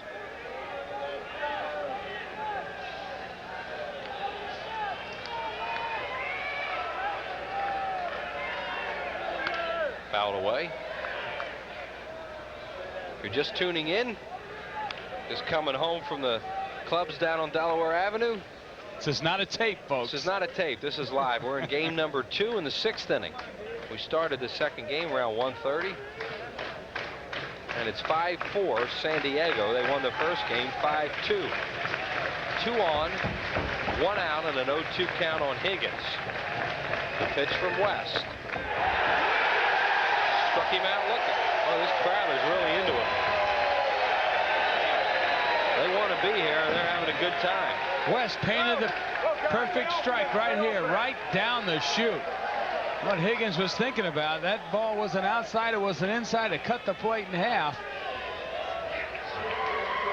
And Stillwell, the batter, with Bennis on deck. There's the final today between Houston and St. Louis, I should say yesterday.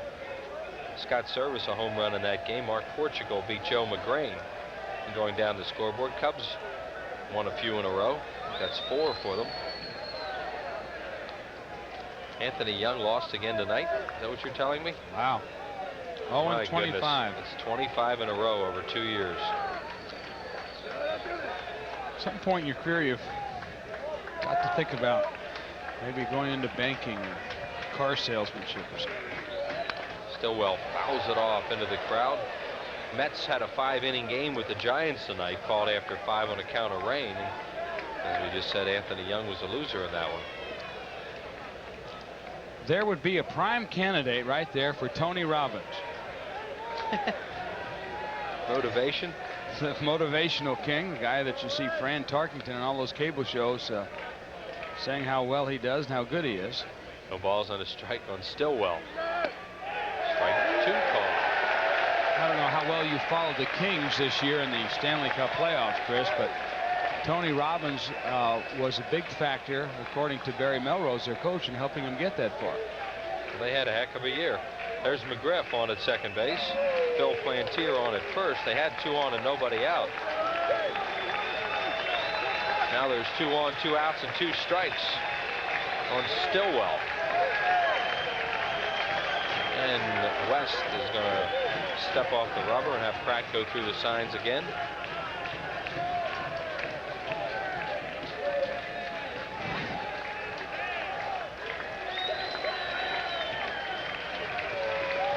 Here we go. No balls and 2 strikes to Stillwell. The pitch on the way.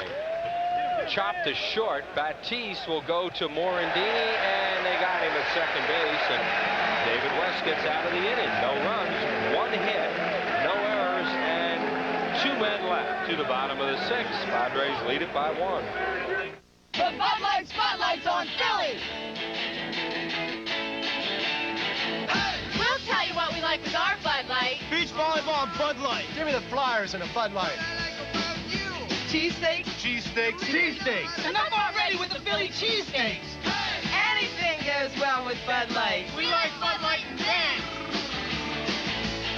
Bud Light! Bartender, we need a Bud Light. Shop! My mama told me you better shop around. Shop around. You better shop around. My mama told me you better shop around. Shop around. You better shop around. I always go to the shopping center 9 out of 10 people use. The genuine Belle of Pennsylvania Yellow Pages. 9 out of 10 use it. No other book can match it. A Bell Atlantic Company. My store is my life. I've given it everything. To me, there's nothing else like it. At Nationwide Insurance, we believe that every business is different. Each one has its own needs. You have to... They've helped me with my home and car insurance, so I knew we could develop a plan to protect my business. The last thing Bob needs to worry about is insurance. That's my job. Nationwide is on your side. And live from Veterans Stadium with Jay Johnstone, this is Chris Wheeler. Game number 2 of the doubleheader of yesterday and today. Pete Incaviglia 1 for 2 with a base hit his last time up. Will lead it off, followed by Jim Eisenreich and then Todd Pratt. In a 5-4 game, the Padres lead it in the 6th.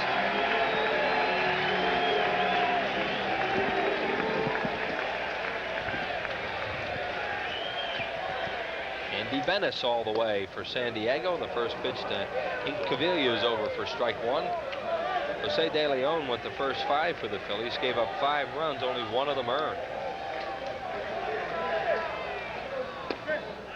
Incaviglia takes it low.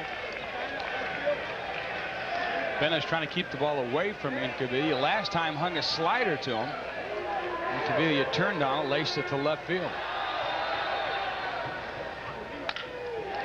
Another base hit to left field. The Phillies have really come alive in the last couple innings. As Pete leads it off with a base hit, his second hit of the game, and Eisenreich will bat. Jimmy is 1 for 2 with a run batted in. Incaviglia has become a fan favorite here at the Vet. Has played very well at the Vet. Hit some key homers, driven in a lot of key runs here at Veterans Stadium this year. Eisenreich at 336.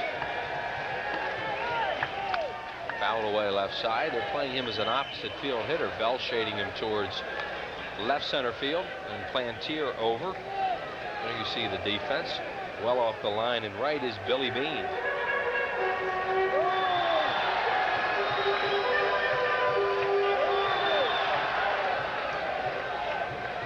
Eisenreich to left field, hit it off the end of the bat, and Plantier has a beat on it, puts it away, 1 down. That'll bring up Todd Pratt, who's been on an error and hit into a double play. Kim Baptiste due to bat next, and then David West, who can swing the bat. He might just stay in this ball game. We'll see what happens if they get that far. Pratt back in the 4th inning, fooled by a breaking pitch, tried to hold up, check swing a ball right back to Bennis, who turned it in to a double play. Strike called. Pratt didn't like it.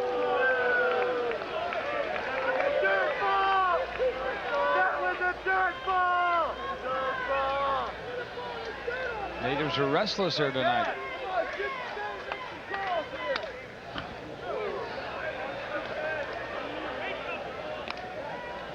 Todd, let's go, Todd. All the red barons are in bed, Todd. No balls and 2 strikes on Pratt, with Incaviglia leading off first and 1 out.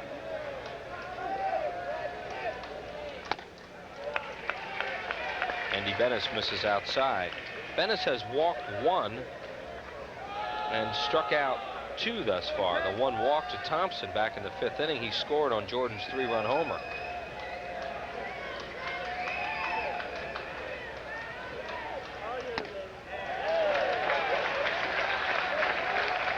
.100 pitches now for Andy Bennis, and there you see the ball-strike ratio for the big right-hander.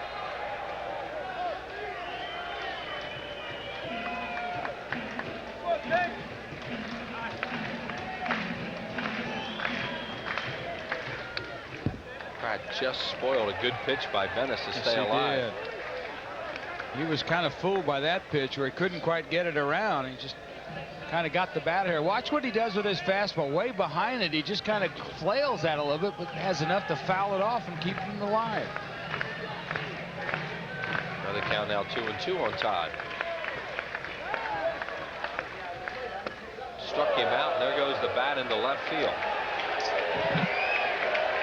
Strikeout number 3 for Bennis, 2 outs. I'm looking at about 110 feet on that toss. That's pretty good. Some of the better than some of the ones you used to have. I was admiring that. I figured if I missed it, I wasn't going to hold on to the bat. Picking up water all the way out. Baptiste, the batter. Excuse me, Thompson is batting in the 9 hole, and West is batting in the 1 spot. As Thompson stayed in the game. So Miltwaite's on deck, and Baptiste, the batter. Kim fouls it away. He has grounded out and popped up foul. 0 for 2 batting at .284. Andy Bennis working into the 6th inning. Pitched 7 innings his last time out.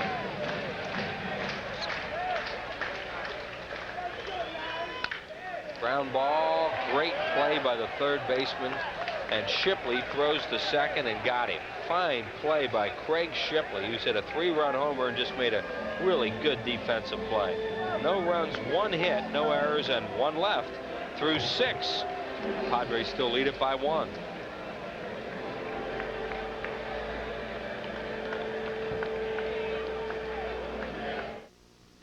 You followed him from the first day he signed with the team. You know he's not perfect, but on certain days in his life, he has been. The night he poured in 63 points. The time he crushed 3 home runs in the World Series. The day he found Dwight Clark in the end zone. And you wish at some point, at some moment in your life, you could be that perfect too. And that's why you cheer for him. That's why you believe in heroes.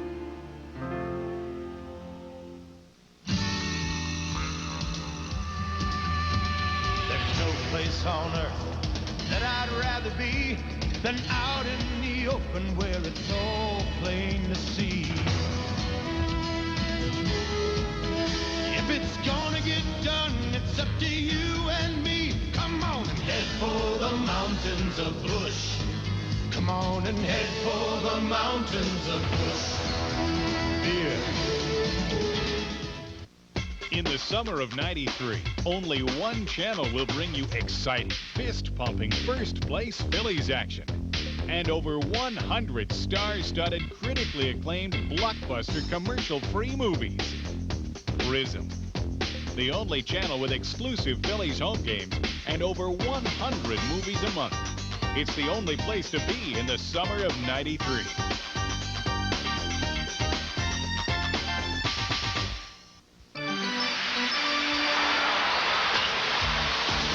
It's game one of a three-game set between the first-place Phillies and the Dodgers. Monday night at 7:30, live from the vet, exclusively on Prism, the home game home of the Phillies. Oh, Andy Bennis will lead it off here in the seventh inning, followed by Jeff Gardner and Craig Shipley. And West's first pitch is fouled out of play. That might wake somebody up in the press box. Namely Doc Matai, John Doc Matai. Doc's catching a few wink Z's up here, the traveling secretary of the Padres. Bennis takes a breaking ball over for a strike. Andy tonight is 0 for 1. He was hit by a pitch and scored a run in the third inning. You don't mind if I stand, do you, and stretch my legs a little bit? I'll go right ahead. I've been doing that once in a while to keep the adrenaline going a little. 1-2 to Bennis. Swing and a miss, struck him out. Strikeout number 2 for David West on in his second inning of work. And that'll bring up Gardner. Larry Anderson starting to loosen up for the Phillies. He's been bothered by a stiff neck, hasn't pitched since Sunday. Struck out the side in one inning against Pittsburgh on Sunday afternoon. Here is Gardner, 0 for 3. He lived on the key error by Batiste back in the third, followed by Shipley's 3-run homer. Bounces one up there, ball 1. And the Fanatic is still alive and well, heading through the stands. He's lost.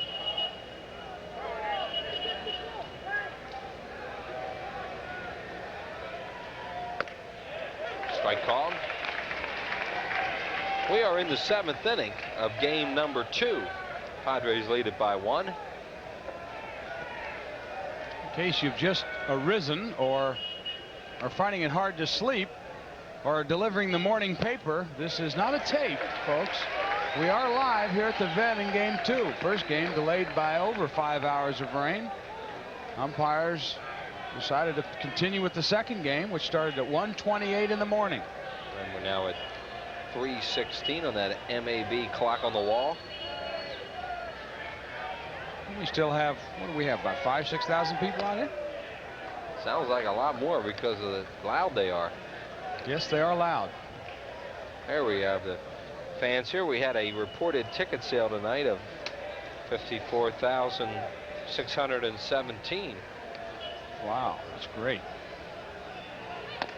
The game, by the way, tonight is sold out. Phillies have announced that, so if you don't have tickets and you're planning on coming down for the fireworks and the ball game tonight, please don't, because there aren't any tickets available.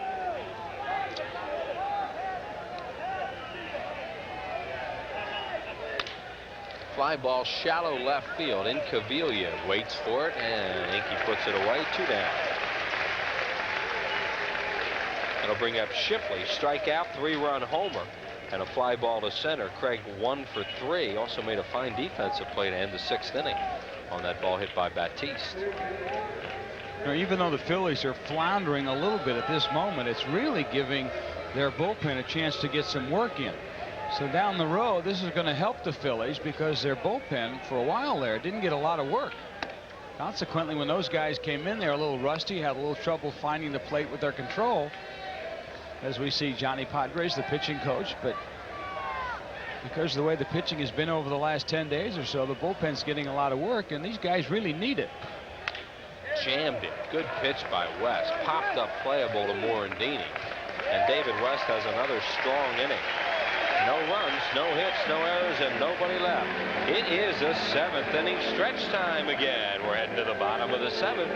5-4. Well, sports fans, the All-Star break is coming up, which means that summer is half over, and some of us still have a little painting to do. That's why Sherwin-Williams is having their America's All-Star sale. Their best-selling A100 exterior flat is only $13.99, and Style Perfect interior flat is just $8.99. The sale's over July 31st, so you better hustle. We both got a lot of work to do. In a side-by-side comparison with a Honda Accord, our car feels like a Honda Accord. It's as comfortable as an Accord. Just ask my friend. The same amount of interior room as the Honda Accord. 1,000-mile comparison to the Honda Accord. I don't care if all the neighbors drive Accords. I want to... Against a Honda Accord. The Accord. The Accord. Maybe you should set your sights on the same car the automotive industry has. See your participating dealer for special limited time values. Why will some people only use Texaco System 3 gasolines? I'll tell you the first reason. My dad said System 3 cleaned out his intake things and his fuel inspectors. Second reason. Our dads keep saying get good grades. So we come here. The reasons I come here. Every grade of Texaco System 3 performs in cars both new and old. They do? Well, no wonder we're getting the horsepower we should be getting. Count on System 3 for performance in your car. Reasons where do I start? Hello, I'm Dick Vermeil. Should pregnant women consume more calcium daily? Nutritionists recommend pregnant women increase their daily intake of calcium by 50%, raising it to about 1,200 milligrams. The new first baseman for the San Diego Padres is Tim Tuffle. Something must have happened to Fred McGriff.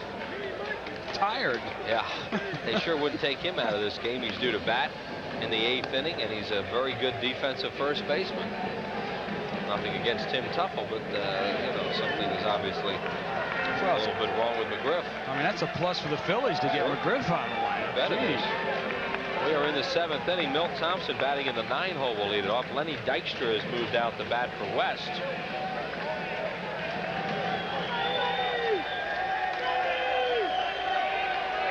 And then Mickey Morandini to face Andy Bennett. 3 left-handed hitters here in the 7th inning as the Phillies try to get even. They have been trailing all night and morning in these ball games.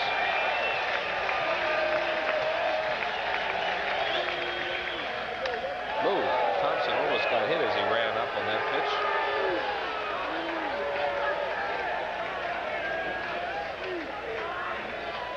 Phillies never led in game 1. They haven't led in this game. Ball 2. Padres are getting the bullpen up. Roger Mason, the right-hander who saw some action in game number 1, is starting to throw. There's a strike. There is Roger Mason. Mason in game number 1 went an inning and 2/3. 2 hits, charged with a run. Thompson beats it foul first base side. Hop over the Phil's dugout.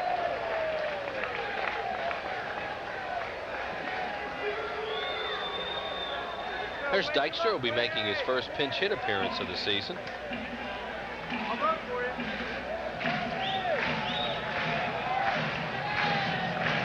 First game that Lenny has not started all year.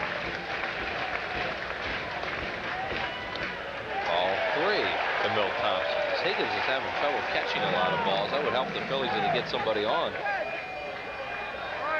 balls and 2 strikes to Milt. Thompson hits it to second. Might have chased ball 4.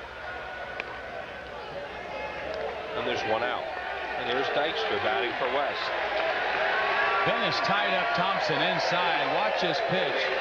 Fastball right down and in. Thompson just beat it down on the ground. Like you said, it could have been borderline, but being the late hour of the game, home plate umpire Larry Poncino would have called it a strike. Lenny 0 for 4 in game number 1, batting for West. You know, as hyper as Dykstra is and as antsy as he is, can you imagine for the last 7 innings what he's been doing in that dugout, going crazy because he's not playing? Yeah, and he looks really tight coming up there, too. He is not loose at all. Come on, Lenny, take a walk, she said. No balls and 2 strikes.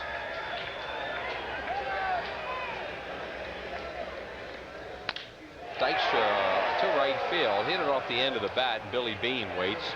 Squeezes it 2 down here in the 7th inning. No Morandini will bat. Mickey's lived on an error, grounded out, doubled, and scored a run.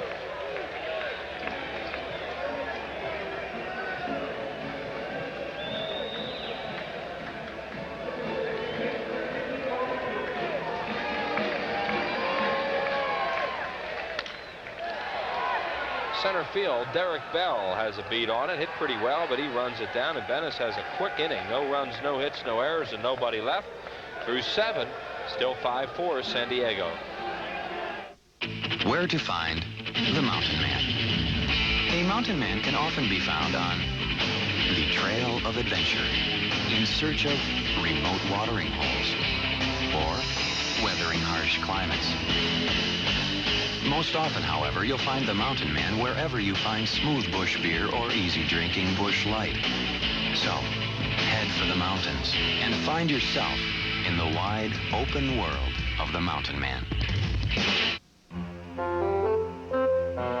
The time has finally come for the cordless power roller from Wagner. Now you control the flow of paint, so the Wagner power roller can cut jobs in half.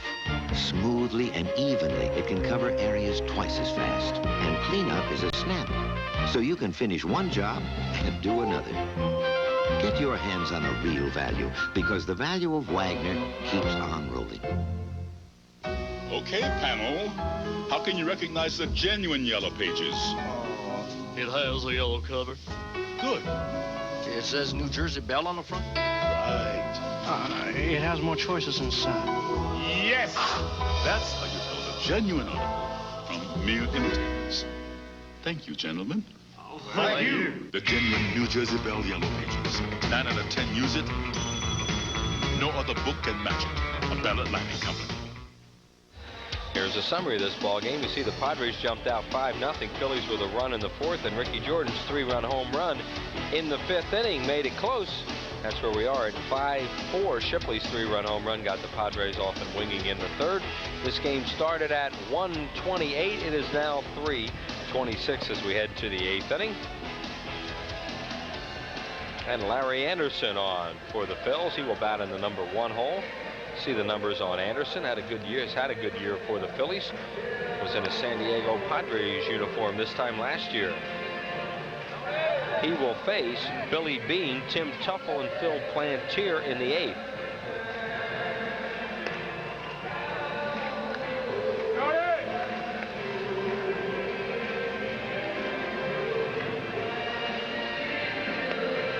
Fanatic in the far reaches of the upper deck and dead center field, right under fan of vision, up there with some of the security guys dancing to a little Bruce Springsteen music. There we go. Been a really well-behaved crowd tonight. I mean, they're a little rowdy, but they haven't been, any problems, no fights or anything. So the security guards can be up there dancing at this hour in the morning instead of having to worry about the fans, and they're to be credited for that. Well, I mean, why not? It's only 3:27 in the morning. What else would you be doing at that hour other than dancing? That's a pretty good line dance up there. That's it, guys. Take a bow. You deserve it. And here we go to the 8th inning, and Billy Beane leading it off. This morning, he is 0 for 3 in this game.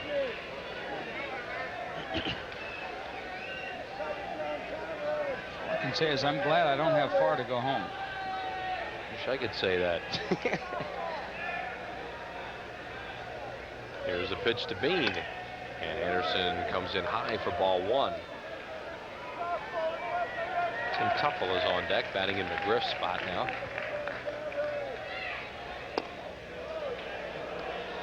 Anderson could be a little rusty. As we said, he has not pitched since Sunday.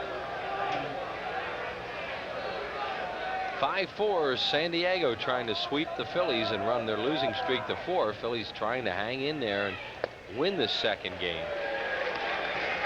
They were dead in the water early and then showed a pulse and then got back to 1 run when Ricky Jordan lined a home run out of here.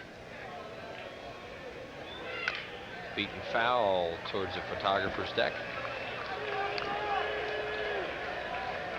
Larry Anderson now 40 years of age in his 2nd tour of duty with the Phils.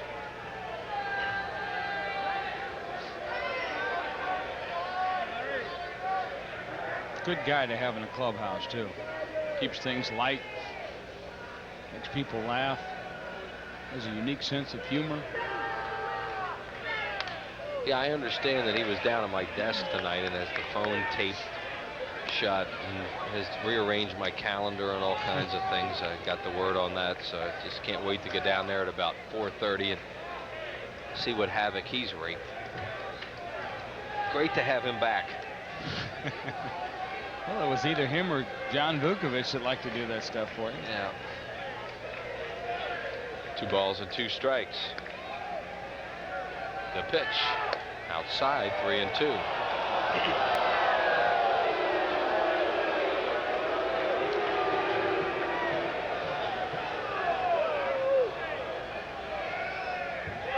And he walks him. Billy Bean on with a leadoff walk here in the 8th inning. Second walk issued by Phillies pitching tonight. West walked 1. And that'll bring up Tuffle. This will be Tuffle's first at bat of the ball game. Batting at .235, takes a look down at Bruce Bochy to see if he might be bunting. Tuffle in game number 1 played second base and was 0 for 3. Tuffle, a very good inside-out hitter, likes to hit the ball the other way, makes contact. Good chance for Riggleman here to maybe put on a hit and run with the Padres only up by a run. Takes a pitch on the outside corner for a strike. Phil Plantier, a left-handed batter, on deck. Media. This game sets a Phillies record for the latest ending game in team history. The previous record was 3:23 a.m. versus Montreal on August 10th, 1977.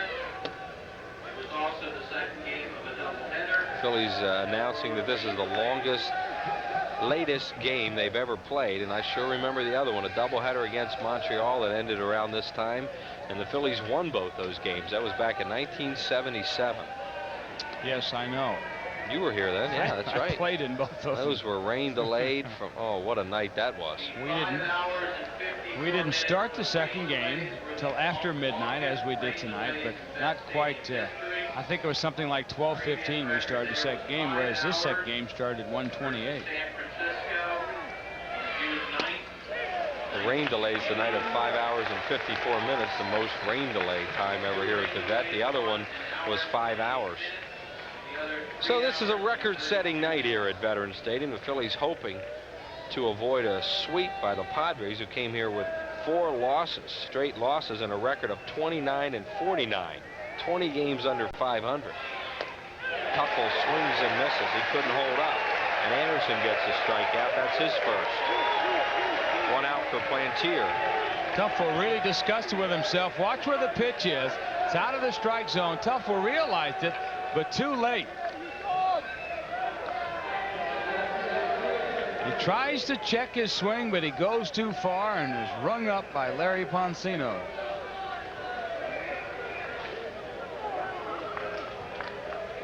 Plantier tonight is 1 for 2 with a double, an RBI, a run scored. He's also walked. Plantier had 2 at-bats off De Leon and 1 off David West, facing Anderson for the first time in the game. Anderson comes inside. He checks ball 1. Billy Bean on at first. He has no stolen bases in 1 attempt. He has been thrown out once.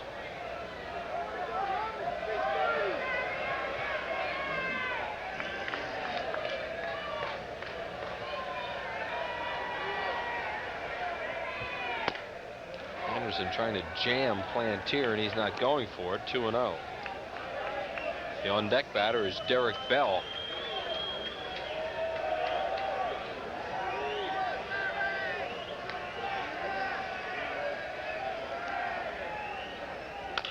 Shot past Jordan. It's a fair ball. Kicks off the box seats. Eisenreich has a play at second, maybe. Plantier is out. He never got to the bag, it looked like. He is out. The runner is at third base. And here comes Riggleman. It looked like maybe the slide brought him up short. Bean is at third. Well, the argument by Riggleman is the fact that Plantier got his foot in before the tag was applied by Batiste. Dana Demuth says no. We'll show you the replay. See if he gets there. I think the dirt might have gotten him, kept him so he didn't get there. See? He didn't get there. The dirt stopped his momentum, Jay. He never gets there. He never gets to the bag. Watch his feet fold up. Yes. His foot was up in the air before it came down and hit his front foot before it tagged the base. Batiste tagged him up just below the knee. was a good call by Dana DeMuth. It's all that wet dirt and muck out there and stuff they've had to put down, and his slide just stopped him before he got there. So the Phillies catch a break there. Instead of second and third or first and third and 1 out, now there's a runner at third and 2 outs for Bell, who swings and misses. The crowd is really on Derek Bell right now. They would like nothing more than to see him punch out again.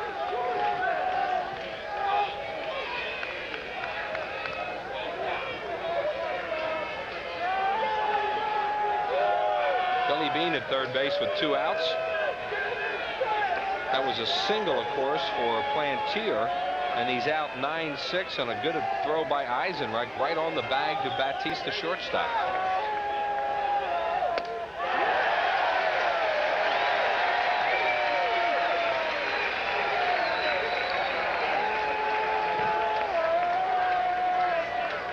Place is about ready to go nuts if they get Bell out again.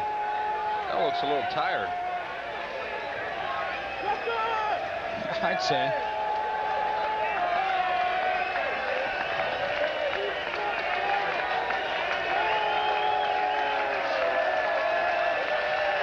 No balls and 2 strikes to Derek Bell. Anderson's going to go away from him, and he got him with a slider, and down goes Bell, and the place erupts. So Bell is gone, and the Phillies dodge a bullet here in the 8th. No runs, a hit, no errors, and 1 left. We're going to the bottom of the 8th. They still need 1. If you want the hottest looking new compact pickup, and you want the #1 selling compact pickup in America, then see your Quality Plus Ford dealer now during Ford Truck Month. Now a 93 Ranger is all new inside and out and is just $199 per month for 24 months. Ford Ranger Splash is now the sportiest new pickup in town. Hurry, Ford Truck Month. Ends soon. See your Quality Plus Ford dealer today. You better hit the ground running in a new Ford truck. Can Texaco System 3 gasolines help make a difference in performance? System 3 performs in a car the way I perform in a car. With System 3, anybody can perform like Mario Andretti, but not in my county. Every grade of Texaco System 3 performs in cars both new and old. They do? Well, no wonder we're getting the horsepower we should be getting. Isn't that right, Auntie? Count on System 3 for performance in your car. Dad, could you drive like Mario Andretti? What an appetite you have, Judas. Meat for the truth. It's a world that will question your innocence. Drop the story, Judas. What are you hiding? Ignite their passions. Challenge their friendship. And threaten their lives. The villagers want blood. Unless they can expose the secrets of Turtle Beach.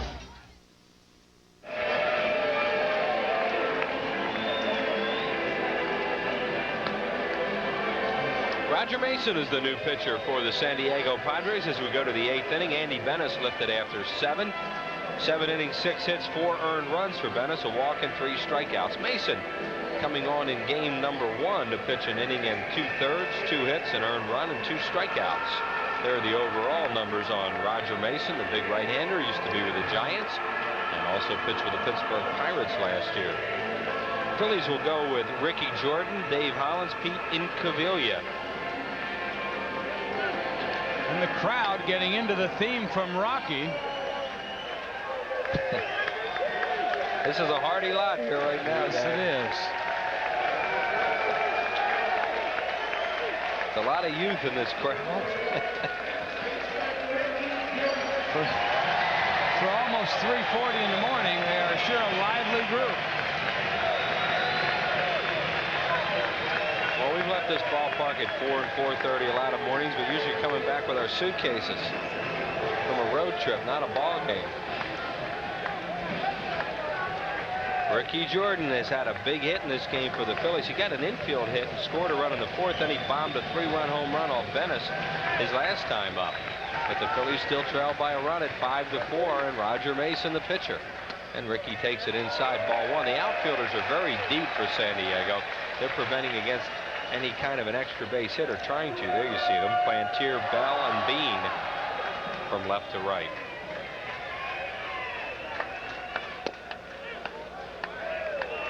Mason gets it over for a strike. Phillies still have Kruk and Dalton on the bench. They've used up Dykstra as a pinch hitter. Ricky pops it up near the stands, and it will be out of play. Not by very much, as Shipley reached in at the last second. That guy made some play, taking it away from the guy in the green shirt.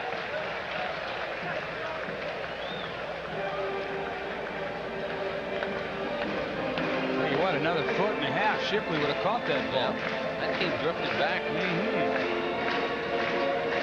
Little or no breeze at all now after all the rain that we had. Starting to get kind of humid.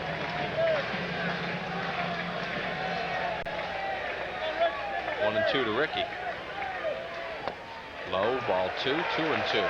Phillies are warming Mitch Williams up in their bullpen in case they can catch a lead in this inning.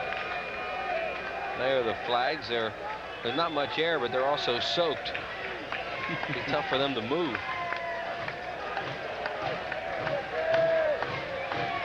Jordan beats it foul. They're playing the line as Shipley at third, guarding the line against an extra base hit.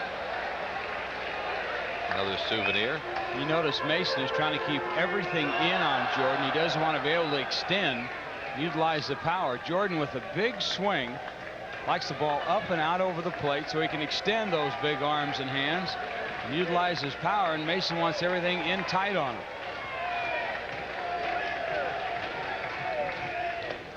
Bounced it up there, and it's a full count.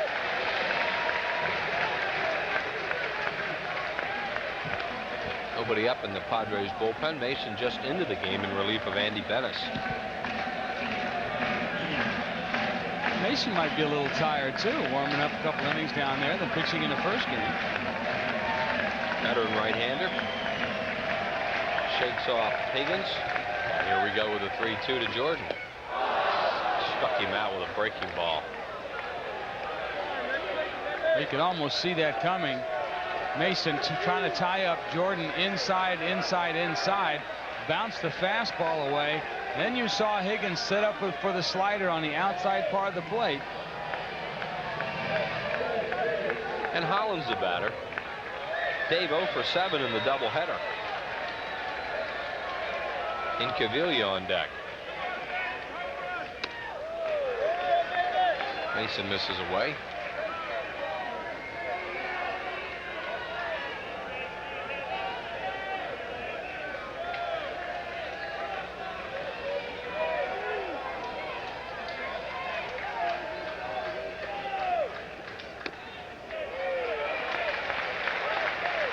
Two balls and no strikes on Hollins.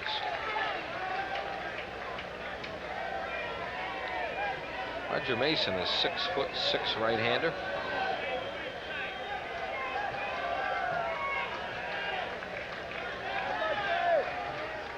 Hollins hits it foul and out of play. Did he ever get out in front of that thing?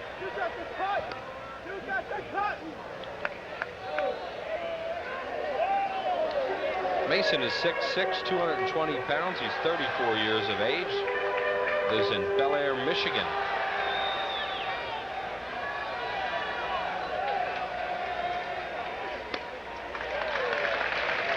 Three and one. Mason is really a nibbler. A lot of breaking balls.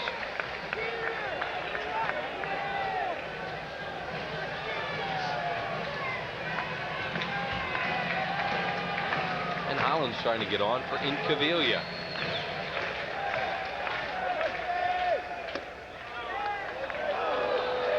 Strike two call.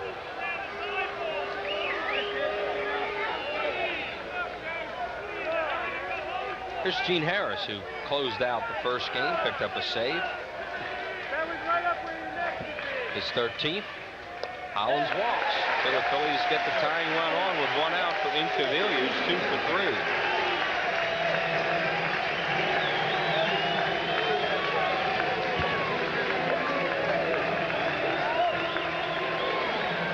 Tim Tupple, the first baseman, comes in for a word with Mason about what he's going to do with Hollins over there. Riggleman on his way out to the mound, the manager.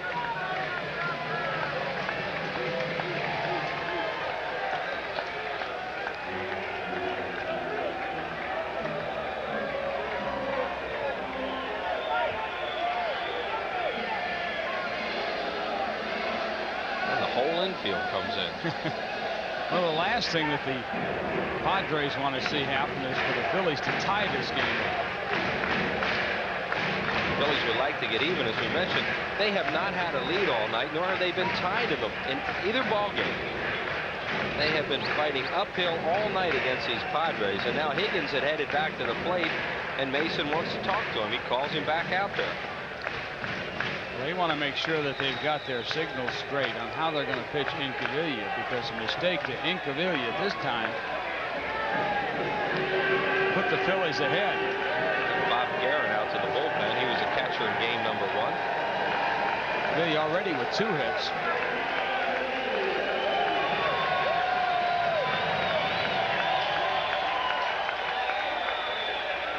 Mason steps off. Tuffle is holding Hollins on at first, as you see there.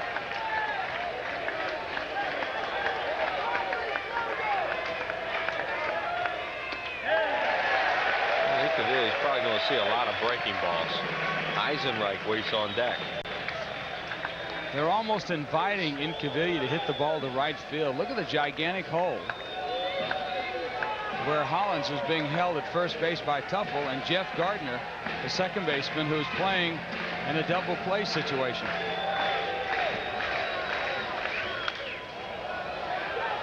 Fouled out of play into the upper deck.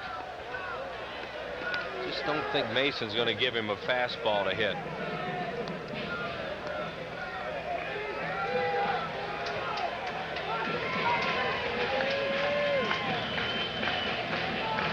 You see Incaviglia kind of squeezing that battle a bit, knowing he got a good fastball and fouled it back.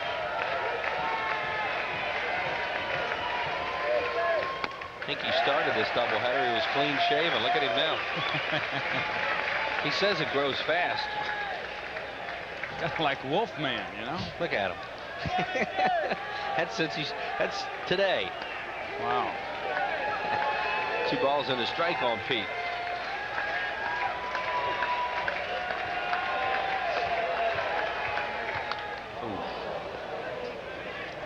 Fouled it back. Now it's 2-2. You think that Mason will probably throw him a breaking ball now. There's another rip by Incaviglia. He wanted that one. Well, if Mason is smart, he's going to keep everything away from Incaviglia. Can't believe he'd give him anything middle in this situation. Geez. Phillies hope he does. Sure, it's a favor. 2 balls and 2 strikes on Pete, with Hollins leading off first base. They're setting up away. And there's the breaking ball, and he just checked. And it's 4-3-2. He threw that hard slider to him. And now Hollins takes a look over at Larry Boa, as does Pete Incaviglia, to see if he's going to run. Probably won't, with Eisenreich on deck, and Incaviglia a threat to strike out. I want to strike out into a double play. 3 balls and 2 strikes. Hollins does not go, and he walks it. Overthrew a fastball way high, and the Phillies have 2 on now for Eisenreich. Well, here comes Riggleman. He had his chance on the slider. He just threw it way too far outside. Had he got it a little closer, Incaviglia probably would have swung at it.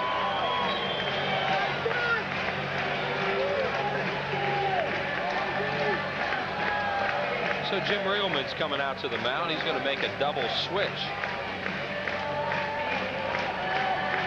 as Mason will leave, and we'll pick it up right after we come back from these messages.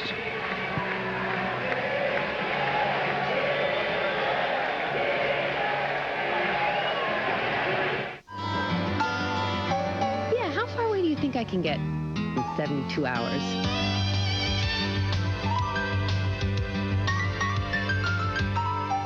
I wouldn't trust my car past the city limits. For the way you travel today more than ever, the smart money is on budget. Ask for budget smart rates for great prices on cars that won't cramp your style, all with unlimited mileage. The smart money is on budget. To soar with eagles, be the best. To win the industry's highest awards for quality, commit to excellence. provide superior quality products and have the strength to offer them at more than 12,500 locations nationwide, more than any other major brand. Discover for yourself the difference quality can make. Fly with the new superpower. There's your new left fielder. Phil Clark goes into left field on the double switch made by Riddleman. And Gene Harris will come in to pitch to Jim Eisenreich. Phillies have put runners at first and second with one out. They're down a run here in the bottom of the 8th inning. Collins at second. Incaviglia at first. Eisenreich the batter. It's 3:50 in the morning. Phillies have trailed both games. There are the numbers on Gene Harris right there. Pitched in the first game, picked up a save.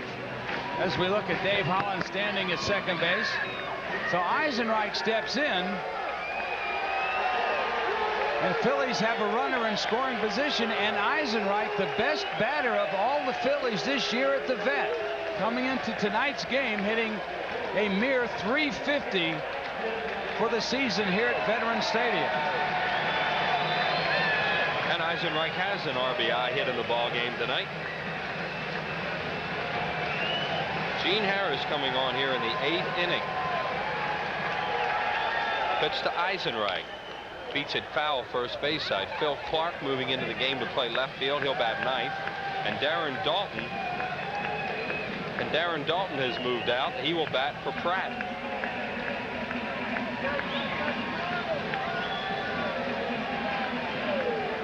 Phillies still have John Kruk available.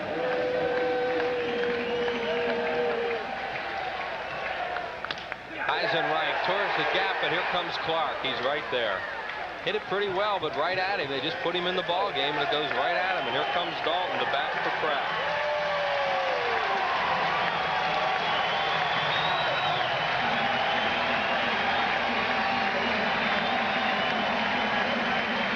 Well, here's a guy that is your RBI guy. You wanted him to hit in a situation that depicts what he does well, drive in runs. This is it.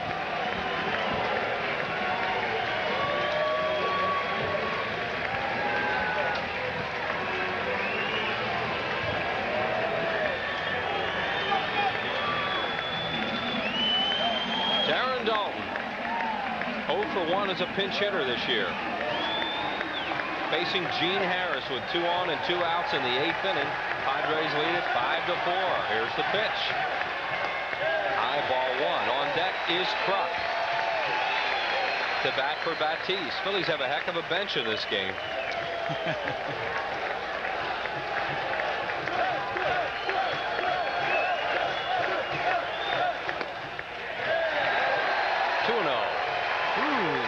Didn't miss by much. Harris looking in at home plate umpire Larry Poncino wanted that pitch.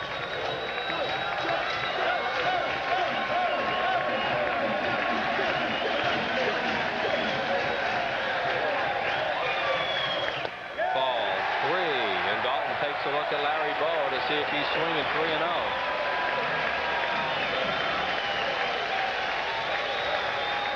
And Bowa went through the signs, and now Dalton knows.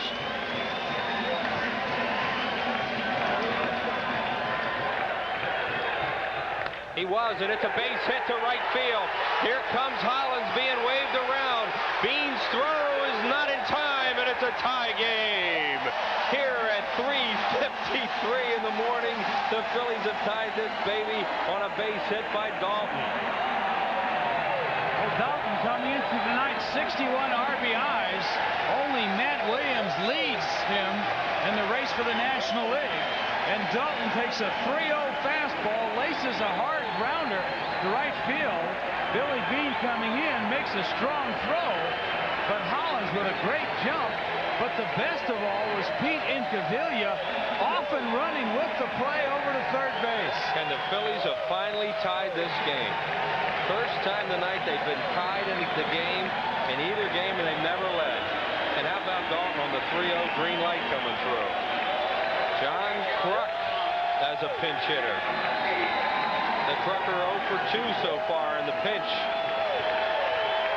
Potential go-ahead run at third base and 2 outs. The pitch to Kruk. Check swing foul third base side. They are playing him way over towards left center. Bottom of the 8th inning, and the Phillies have just tied this thing. There is Mitch Williams ready in case they go ahead.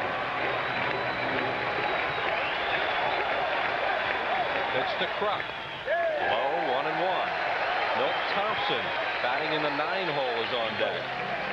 There's Trevor Hoffman, who threw a 3-run home run to Kruk a few weeks ago when he was with the Florida Marlins. That's the guy they want to get home, Incaviglia. Eboa talking to him. Dalton breaks and goes, and Kruk fouls it away. They were letting Dalton go then, and Darren just took off. So it's 1-2 now on John Kruk.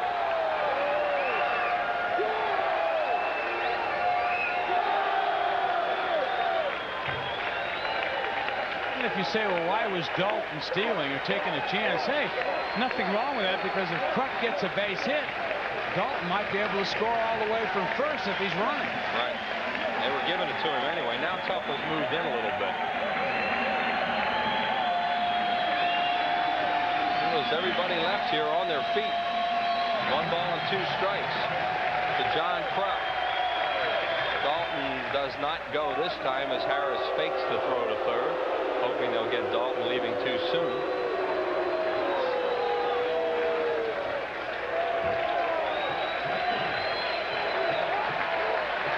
Here's the 1-2 pitch on the way to Kruk. Fly ball foul out of play.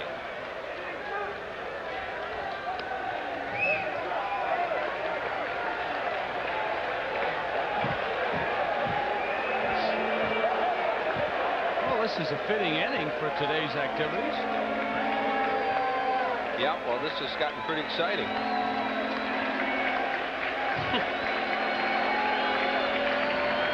Kruk just got some dirt in his eye.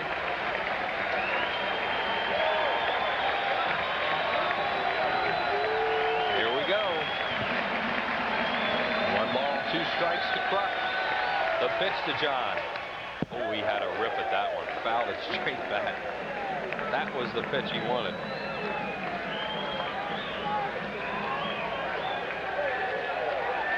Well, he knows he had a swing at that one. That's his A swing.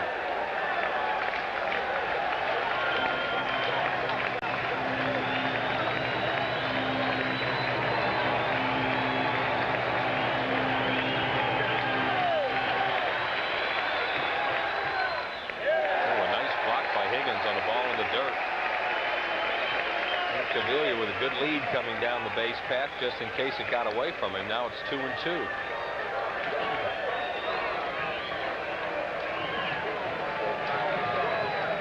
Dalton on at first base. Darren just tied it with a base hit.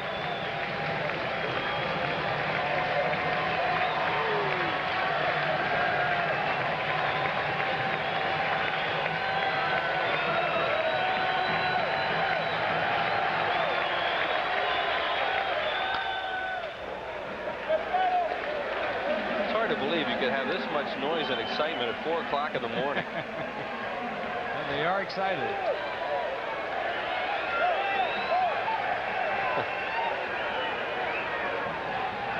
Oh, let her have the ball. Oh, that's a guy. That's all right. Sorry, pal. 2 balls and 2 strikes. Here we go. Ball 3. So Darren Dalton will be off on the pitch. Incaviglia is at third base. There's Dutch. And Incaviglia, and the on-deck batter is Milt Thompson.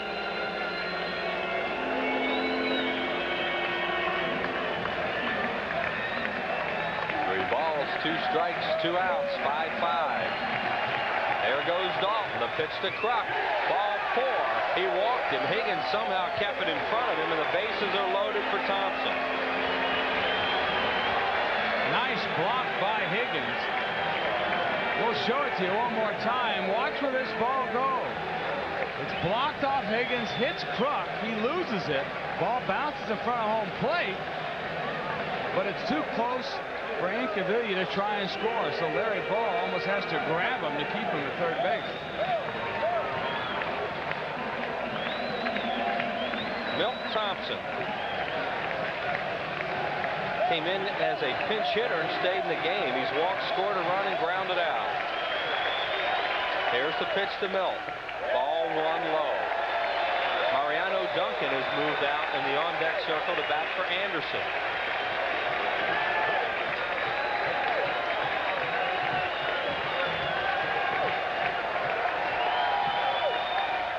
Thompson grounds at the short. The play to second is just in time to get Kruk.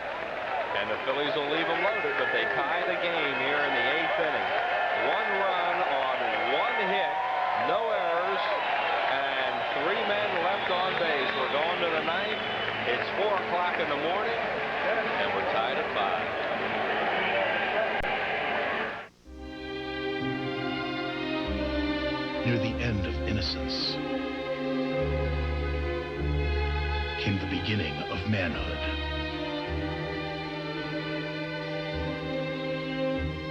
The events that shaped their lives can't help but touch yours. Under fire! A midnight clear.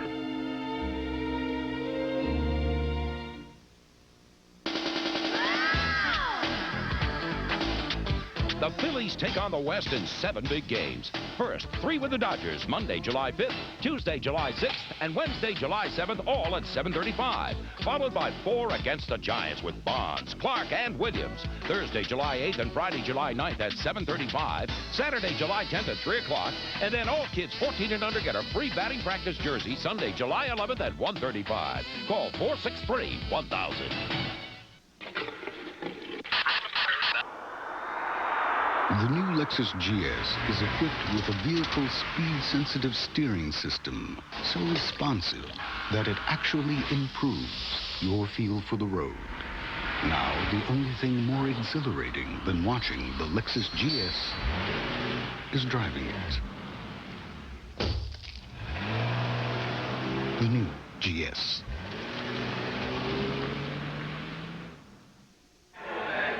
Well, the new shortstop for the Phillies is Mariano Duncan. He will bat first in the lineup. Darren Dalton stays in the game in the 7 hole. And now pitching for the Phillies and batting 8th is Mitch Williams. Larry Anderson has been bothered by a neck problem all week, so they didn't want to pitch him 2 innings. They're going to bring Mitch in the ball game now in a tie game here in the 9th inning. Phillies are just hoping Mitch can get through an inning, and they win it in the 9th.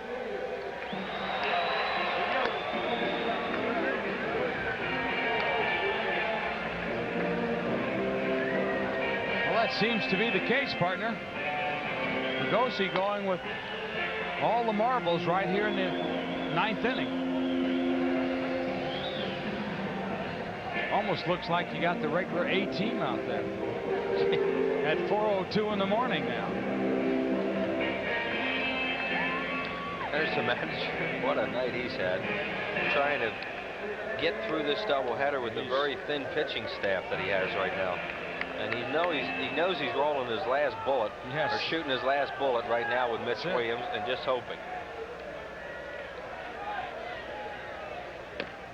What he's got to hope is that Mitch throws strikes, and he gets out of this 9th inning relatively easy with a few amount of pitches. Exactly. This is Higgins, the catcher. Ground ball up the middle. Duncan, the new shortstop, has it. Throws to first, 1 away.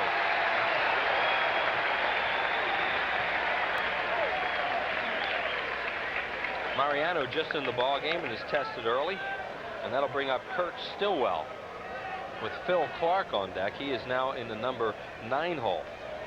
Isn't that always the case? As soon as you put a new defensive guy in, boom, right away they hit the ball to him. Stillwell tonight is 0 for 3.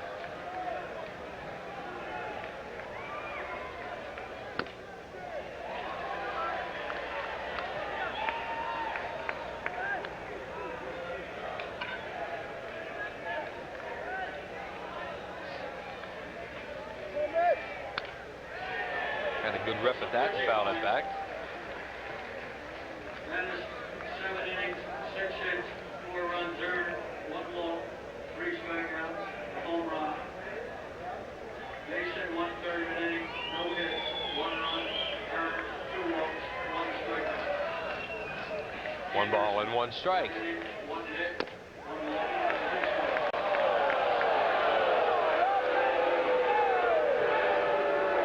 Crowd a little excited over that call, but the pitch was high. Dalton tried to bring it back down in to make it look more like a strike. It's 2-2. Aaron Dalton was supposed to get the night off. Now he's into this game, and he'll be catching again here tonight. Thank goodness there's no day game today. Just no rest for the wicked, huh, partner? That would have been a lot of laughs. Huh? Yeah. And we'll see you back here pretty soon, too. Won't be long. 2 balls and 2 strikes to Stillwell. Here's the pitch.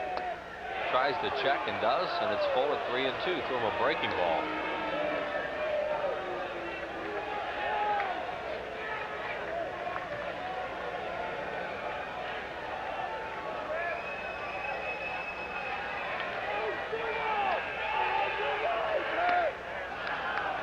Walked in ball 4. A 1-out walk. And here is Phil Clark. Jim Fregosi did not want to see that. Stillwell has stolen 4 bases in 7 attempts as Fregosi looks on. Clark in the first game played left field and went 1 for 4 and knocked in a run. Clark out of the Detroit organization. The on-deck batter is a left-handed batter, Jeff Gardner, the second baseman.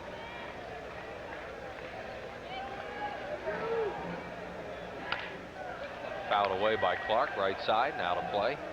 Phillies in the 9th inning will have Duncan, Morandini, Jordan, Hollins. The game right now is 5-5. The Phillies lead in hits 7-6. And the base runner at first base, Kurt Stillwell.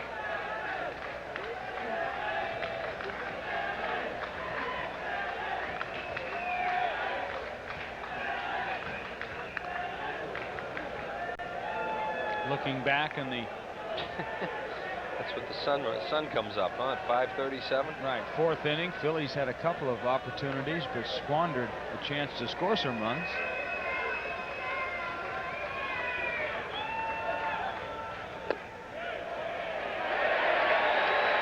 Strike 2, says Larry Poncino. Clark didn't like it, shakes his head and takes a walk.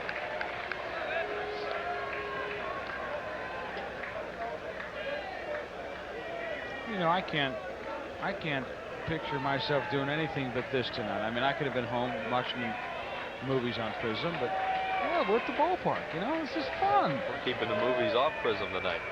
Oh my goodness, that's your basic wild pitch. Just because it went behind him, you think that was a wild pitch? This is a beauty right here. Picture yourself the batter, and you expect the pitch over the plate, and the ball goes behind you. How it didn't hit it.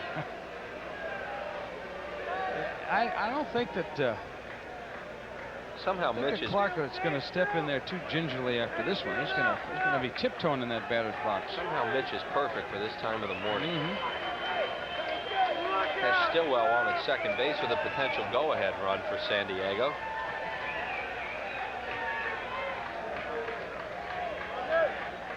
Clark, a fly ball to center field. Thompson and Eisenreich are both there. Who wants it? Eisenreich tagging is Stillwell. He'll head over to third base. 2 outs.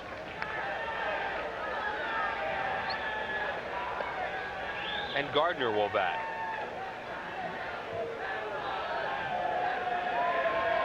Or will he? Nope. Gutierrez is going to come out and bat for Gardner. He's a right-handed hitter.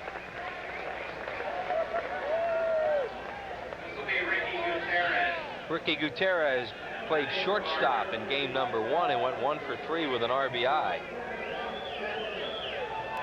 So Gutierrez batting for Gardner.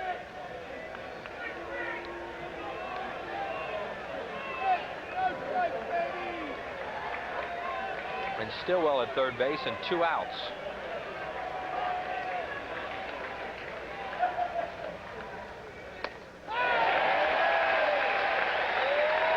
And Williams with a little bit of gas there.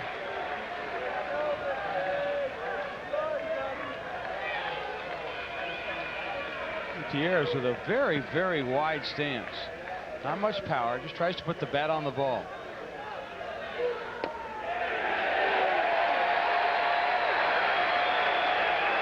And it's 0-2. Pretty much had the heart of the plate. Going up there to hit. I don't know why he would be taking a pitch down the center, but I guess that's why we're up here.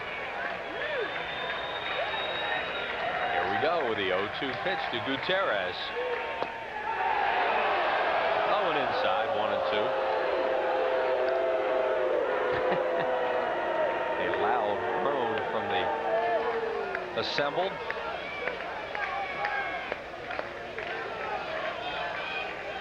There's that wide open stance Jay's talking about, spread out. Struck him out with a blazing fastball. Mitch Williams comes in and gets him out in the ninth. No runs, no hits, no errors. We're heading to the ninth, tied at 5. In a game rich with traditions, Sherwin-Williams has created one of its own by preserving and protecting the national shrines of our national pastime. This is the paint of the pros, and it's the choice of millions of fans at home. And while your town may not have a big league ballpark in it, it does have a big league paint store. The pros know. Ask Sherwin-Williams. Do you want your car done right? If you want your car done right, bring it to a place that puts its money where its mouth is. Bring it to Jiffy Lube, where millions of cars every year are covered by our pledge of satisfaction. Everybody says they'll do the job right, but at Jiffy Lube, we guarantee it. One more reason Jiffy Lube is America's favorite oil change. We got experience at Jiffy Lube.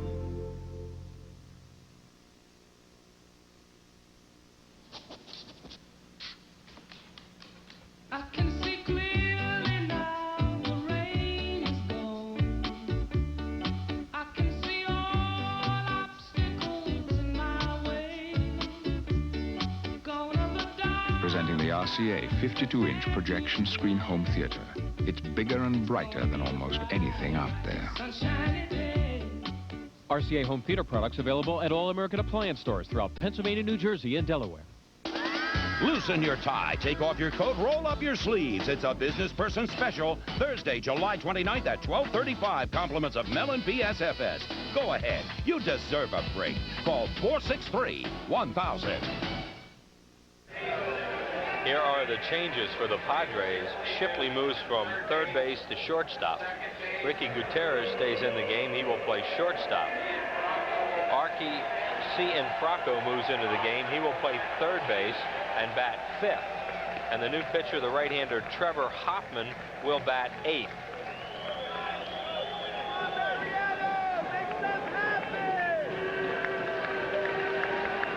So here we go.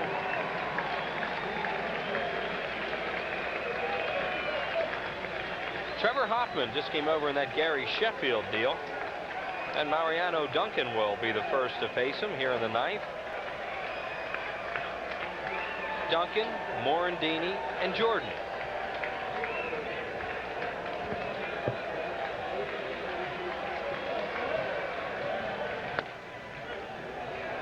And Duncan takes it over for a strike.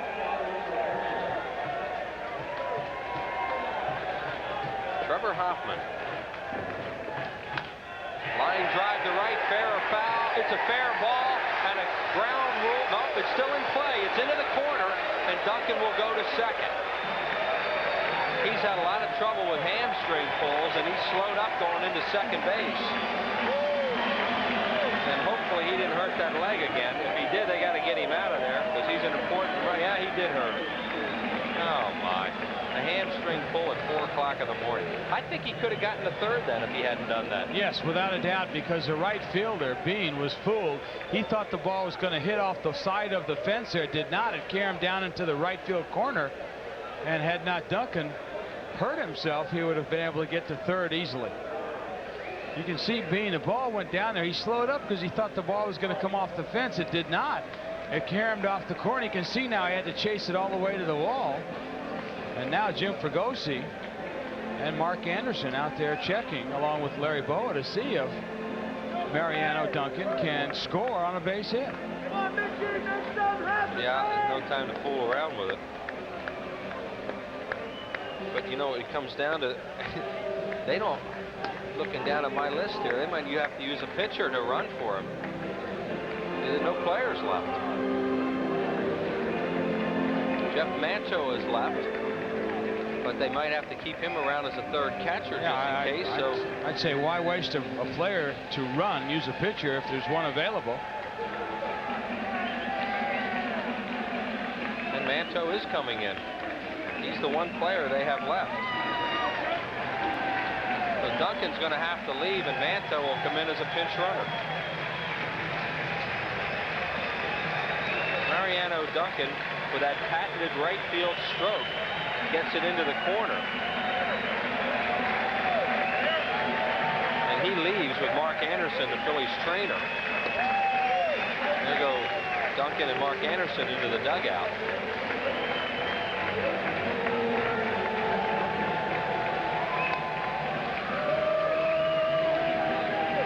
Tommy Green is coming out.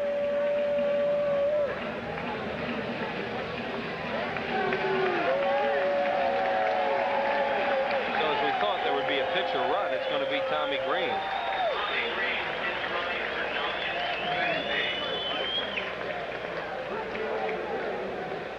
Now the question is, if you don't win this game, who plays short?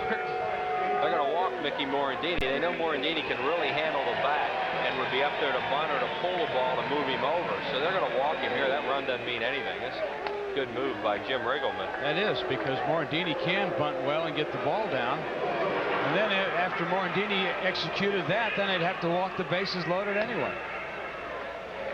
So now do you ask Ricky Jordan to bunt? No. I would say no. But you know, we'll see. I don't know that Ricky Jordan can bunt. One of those situations where a guy, you know, it's tough to ask a guy to do something he might not be able to do. We'll see what Fregosi thinks about it.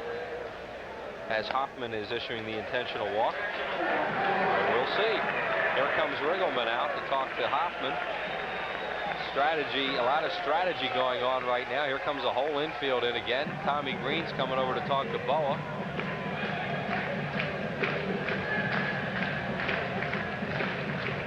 I'm telling you, this is one of those nights that hundreds and hundreds of thousands of people are going to say they were here. It is just bizarre.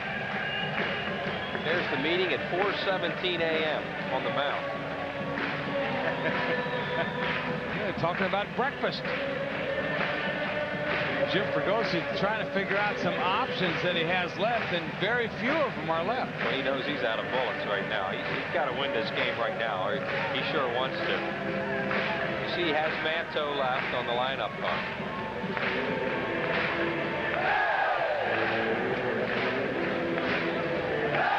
They have Tony Gwynn and Bob Garrett. And you see Kerry Taylor, the right-hander. Martinez, the left-hander. Here's Ricky Jordan. Dave Hollins on deck, followed by Incaviglia. Trevor Hoffman, the pitcher. Oh, Tommy Green looked like somebody threw a snake at him. That's all he can think is, don't pick me off. You know, I was just thinking to myself, too, Green needs to get a little bigger lead. Yeah, well, yeah, he's got to think, don't let me get picked off here. He needs to get that foot out onto the turf. There's nobody out right now, so he can play one base at a time.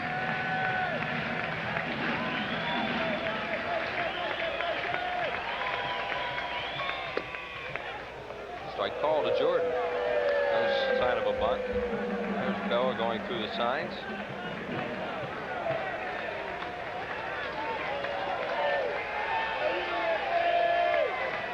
Jordan has a huge gap in right center field.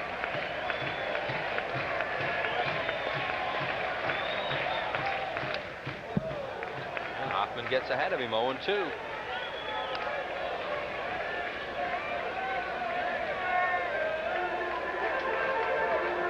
Inning began with Duncan slicing a drive into the right field corner, but pulling a hamstring going into second base. He had to leave. Tommy Green ran for him. Mickey Morandini's been walked intentionally. And now the count's 0-2 on Jordan with Hollins on deck.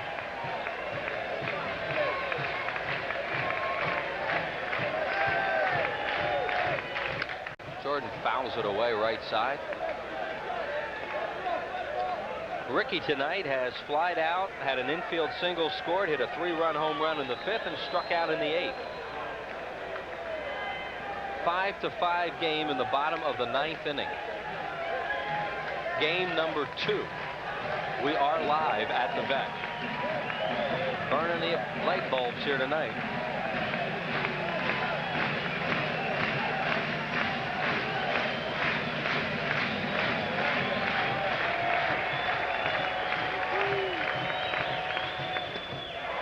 With a breaking ball. Wow. Wow.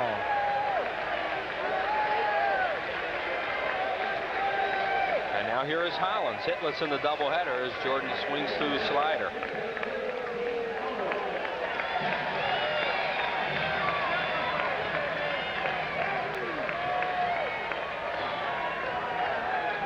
Aiden Cavilla waits on deck.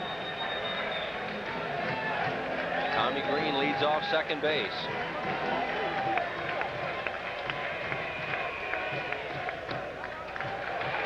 Ball 1 to Hollins.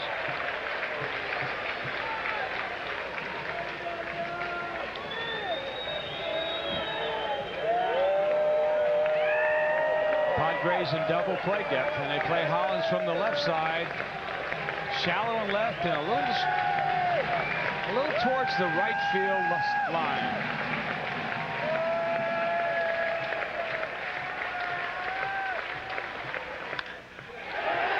Fly ball to left. Bill Clark has it lined up. He grabs it, 2 outs. Jeez. So now it's up to Incaviglia. As Tommy Green remains on second base. This sport will test you like no other. Well, you know how some of these writers are here. I mean, every move that's made tonight will be hashed and rehashed in the paper, and first guessed and second guessed too.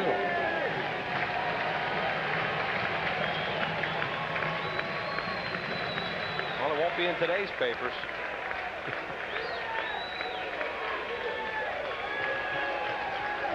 Cavilla the batter. 2 outs. Trevor Hoffman trying to get out of it.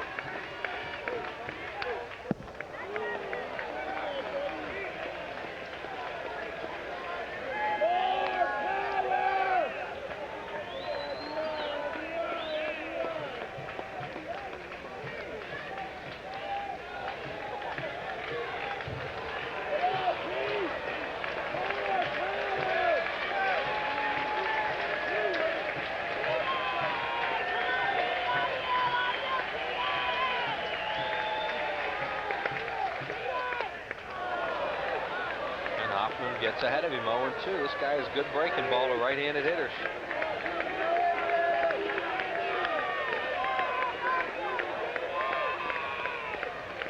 Talk about going from hot to cold. Seems like the air just went out of the Phillies' sails here after Duncan's double. Had a lot of momentum here, and they're still alive with Incaviglia with an 0-2 pitch on the way.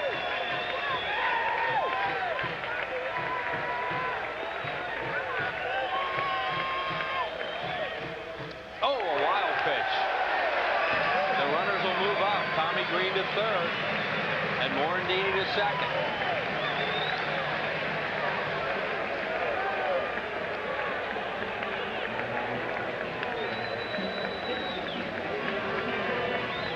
I'm sure some of you Philly fans are wondering where this pitch was about a batter ago.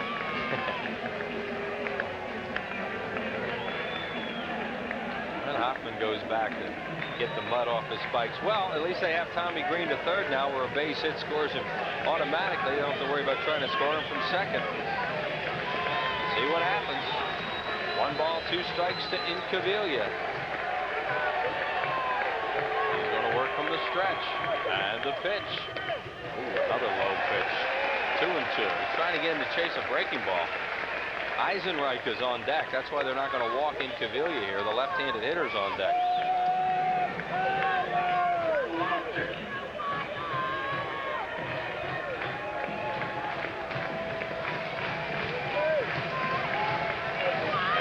Deuces are wild, as Byram Sam used to say. It bounces away. Tommy Green's going to try and score. He is out at home plate. They made the play. Higgins fired over there, got it. Trevor Hoffman covered, and Tommy Green was out at the plate. And believe it or not, I still can't believe it. We're going to go to extra innings. Look at this as the catcher made a fine throw, and Hoffman right there catches the ball, and Green is out. We'll give you a second look. Great play by the catcher. After he boxed the ball and it got away, Hoffman blocks the plate, and Tommy Green is out at home plate, and we're going to the 10th inning. Unbelievable.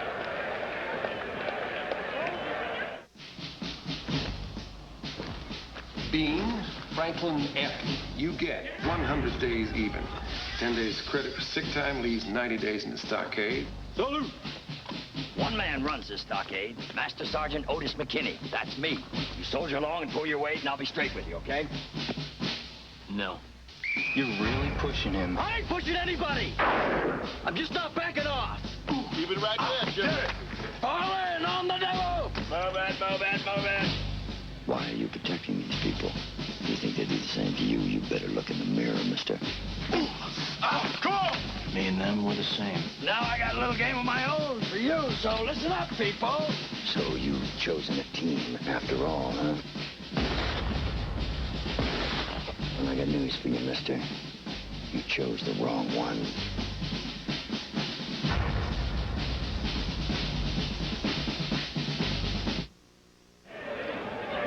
Well, we said we're going to have a problem here at shortstop for the Phillies in the 10th inning. Well, Jeff Manto has to come in the game now and play shortstop.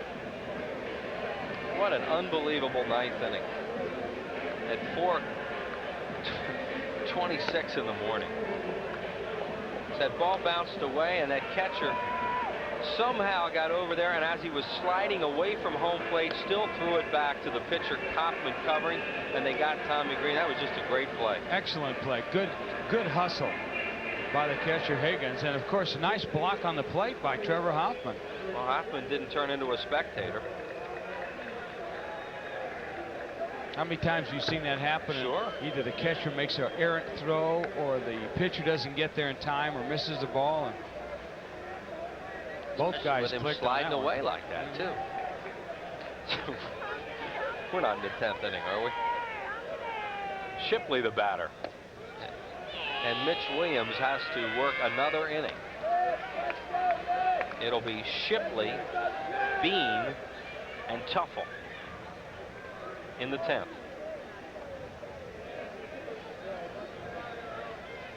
I can tell you what's going through these players' minds right now. You don't want to be on the losing end of this game.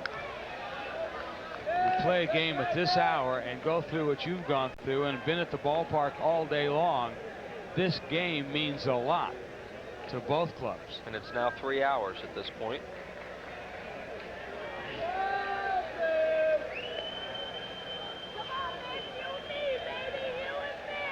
There you are.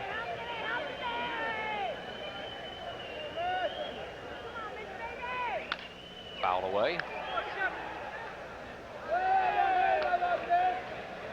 Williams pitched the 9th inning.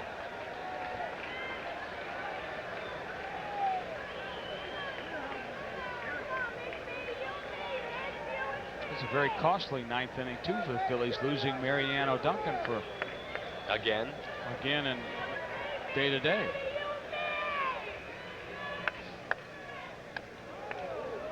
Yep, they lose him with the hamstring pull, and of course he might have gotten a third on that play. We'll never know, but he certainly would still be in the game playing in the infield. Tough thing for Jeff Manto right now, have to come in and play shortstop on this wet AstroTurf.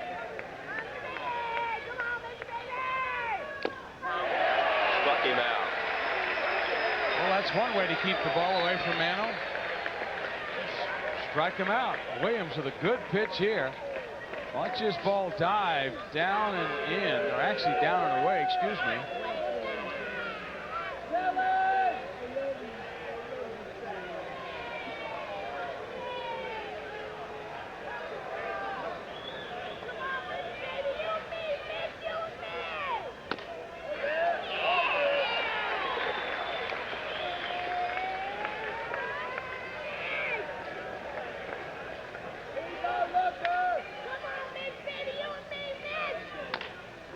Chop towards second. Morandini on the run, grabs it, throws out Bean. 2 outs here in the 10th inning.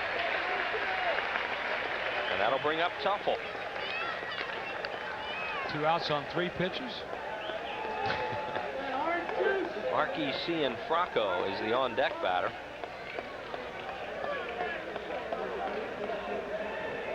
I guess Mitch is just a long man at heart, right? Working in the 2nd inning tonight. They don't want to do this, but they don't have any choice right now. Tim Tuffle. Here's the pitch. And it's outside.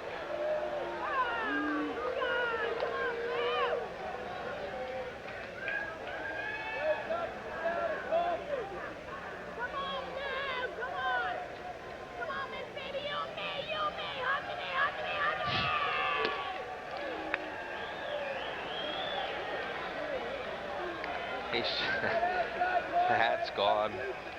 Chewing on that tobacco. All right, he's sitting down now. He's just like, what is going on here?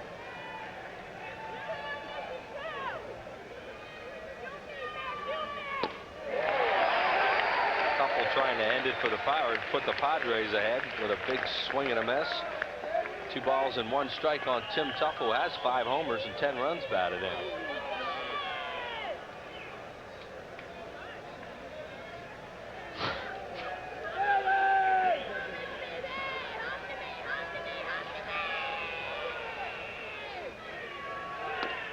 Ball 3. They're probably out on the streets right now in those Inquirer trucks with the line in the sports section. Friday night's game ended too late for this edition. Well, it could end as the sun rises. Tuffle with a ground ball to short. Here comes Manto. Throws on the run, and he got him. Nice going, Jeff. 3 up and 3 down in the 10th. No runs, no hits, no errors, and nobody left. We're going to the bottom of the 10th. There's the time of day. We're tied. Spotlights on Phillies. We'll tell you what we like with our Bud Light. Beach volleyball and Bud Light. Give me the Flyers and a Bud Light. Cheesesteaks. Cheesesteaks. Cheesesteaks. And I'm all ready with the Philly cheesesteaks. Anything goes well with Bud Light. We like Bud Light and Dan. Bud Light! Bartender, we need a Bud Light. The time has finally come for the cordless power roller from Wagner. Now you control the flow of paint. So the Wagner Power Roller can cut jobs in half. Smoothly and evenly, it can cover areas twice as fast. And cleanup is a snap.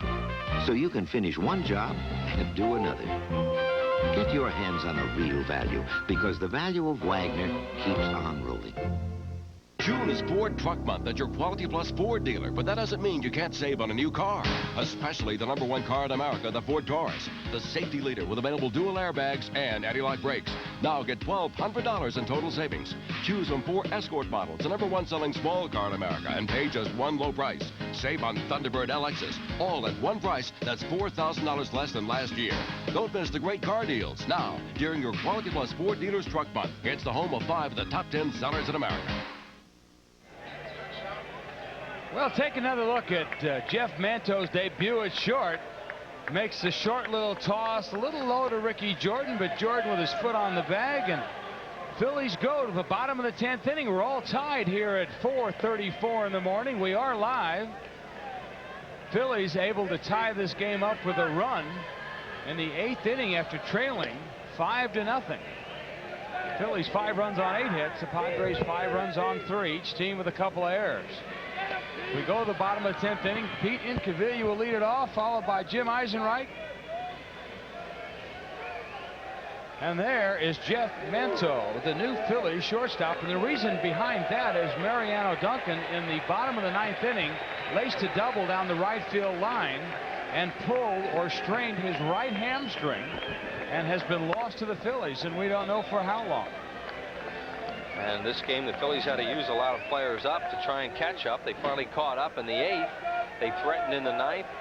Almost won, except for a great play by the catcher Higgins after the ball got away while Incaviglia was batting. Tommy Green thrown out at the plate with Hoffman covering. So here we go again with Inky leading it off. And Hoffman misses outside. This is Hoffman's 2nd inning of work. Been Bennis, Mason, Harris, and Hoffman. Low. What the Phillies are going to do for a pitch. Oh, they got somebody up down there now. They got Mike Williams up again, who pitched 3 innings in game number 1. They don't want Mitch Williams to go another inning. So there's Williams starting to throw.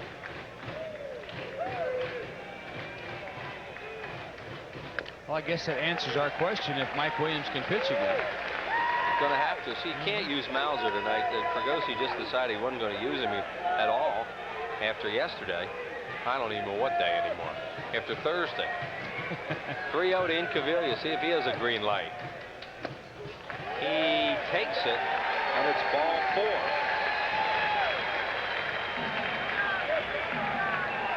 So Hoffman walks Incaviglia. Here is Eisenreich. Darren Dalton on deck. If you walk Eisenreich, they walk Dalton. And then you leave it up to, well, there's nobody to hit for Mitch Williams. So you don't bunt, I guess, in this situation. No, but you know what you can do? Hit and run? That's right. Well, we'll see what happens.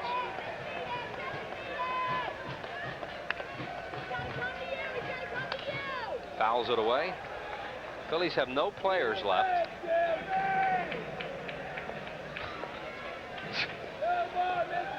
You certainly don't bunt runners ahead to see Mitch Williams try and win the game. No, no. And David West has been used up, and Tommy Green's been used up. Pretty good hitting pitchers.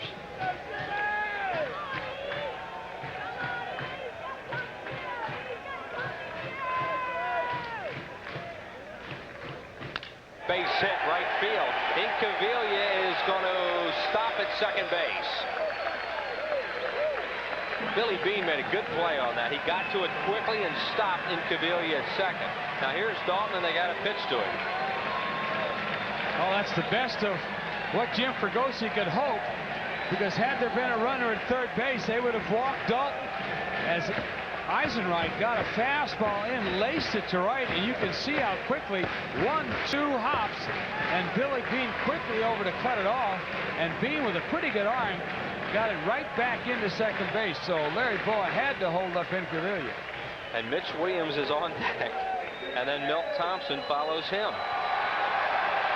Darren Dalton tied this game as a pinch hitter in the 8th inning. So the Phillies have them 2 on and nobody out here in the 10th. Well, you know, that the Phillies really caught a break there, because if Incaviglia would have went to third and Eisenreich would have stayed at first, they'd have walked Dalton, because it's the lead run that counts. That's the winning run. So now they have to pitch to Dalton.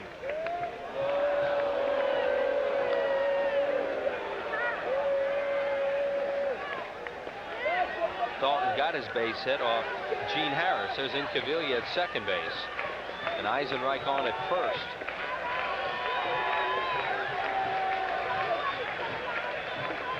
And the pitch to Dutch.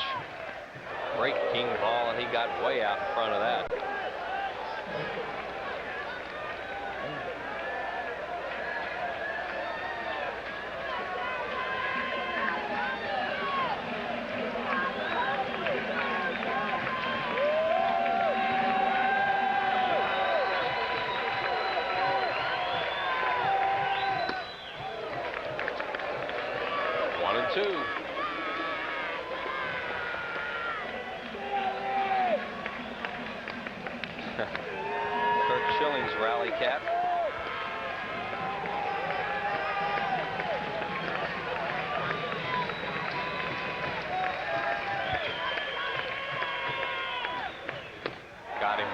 off-speed pitch. Well, Williams will have to bat here. Hoffman came back and made some good pitches to Dalton. You can see there he changed speeds on the breaking ball, and Dalton way out in front of that one. Now Mitch Williams will have to try and win his own game.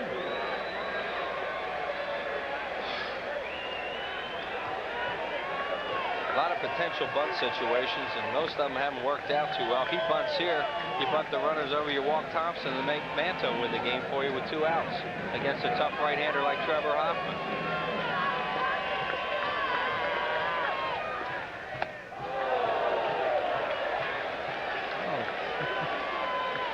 He's not going to get cheated.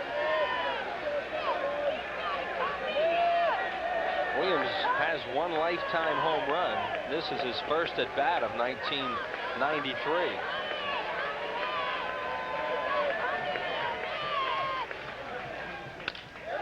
That's a base hit. Incaviglia is going to score, and the Phillies win the game on a base hit by Mitch Williams at 4:40 in the morning. 6-5. What a comeback win by the Phillies in an unbelievable game and an unbelievable night and morning at Veterans Stadium, Jay. Well, I told you, you don't want to be on the losing end of this game. Had the Phillies lost this, you talk about deflation and dejection.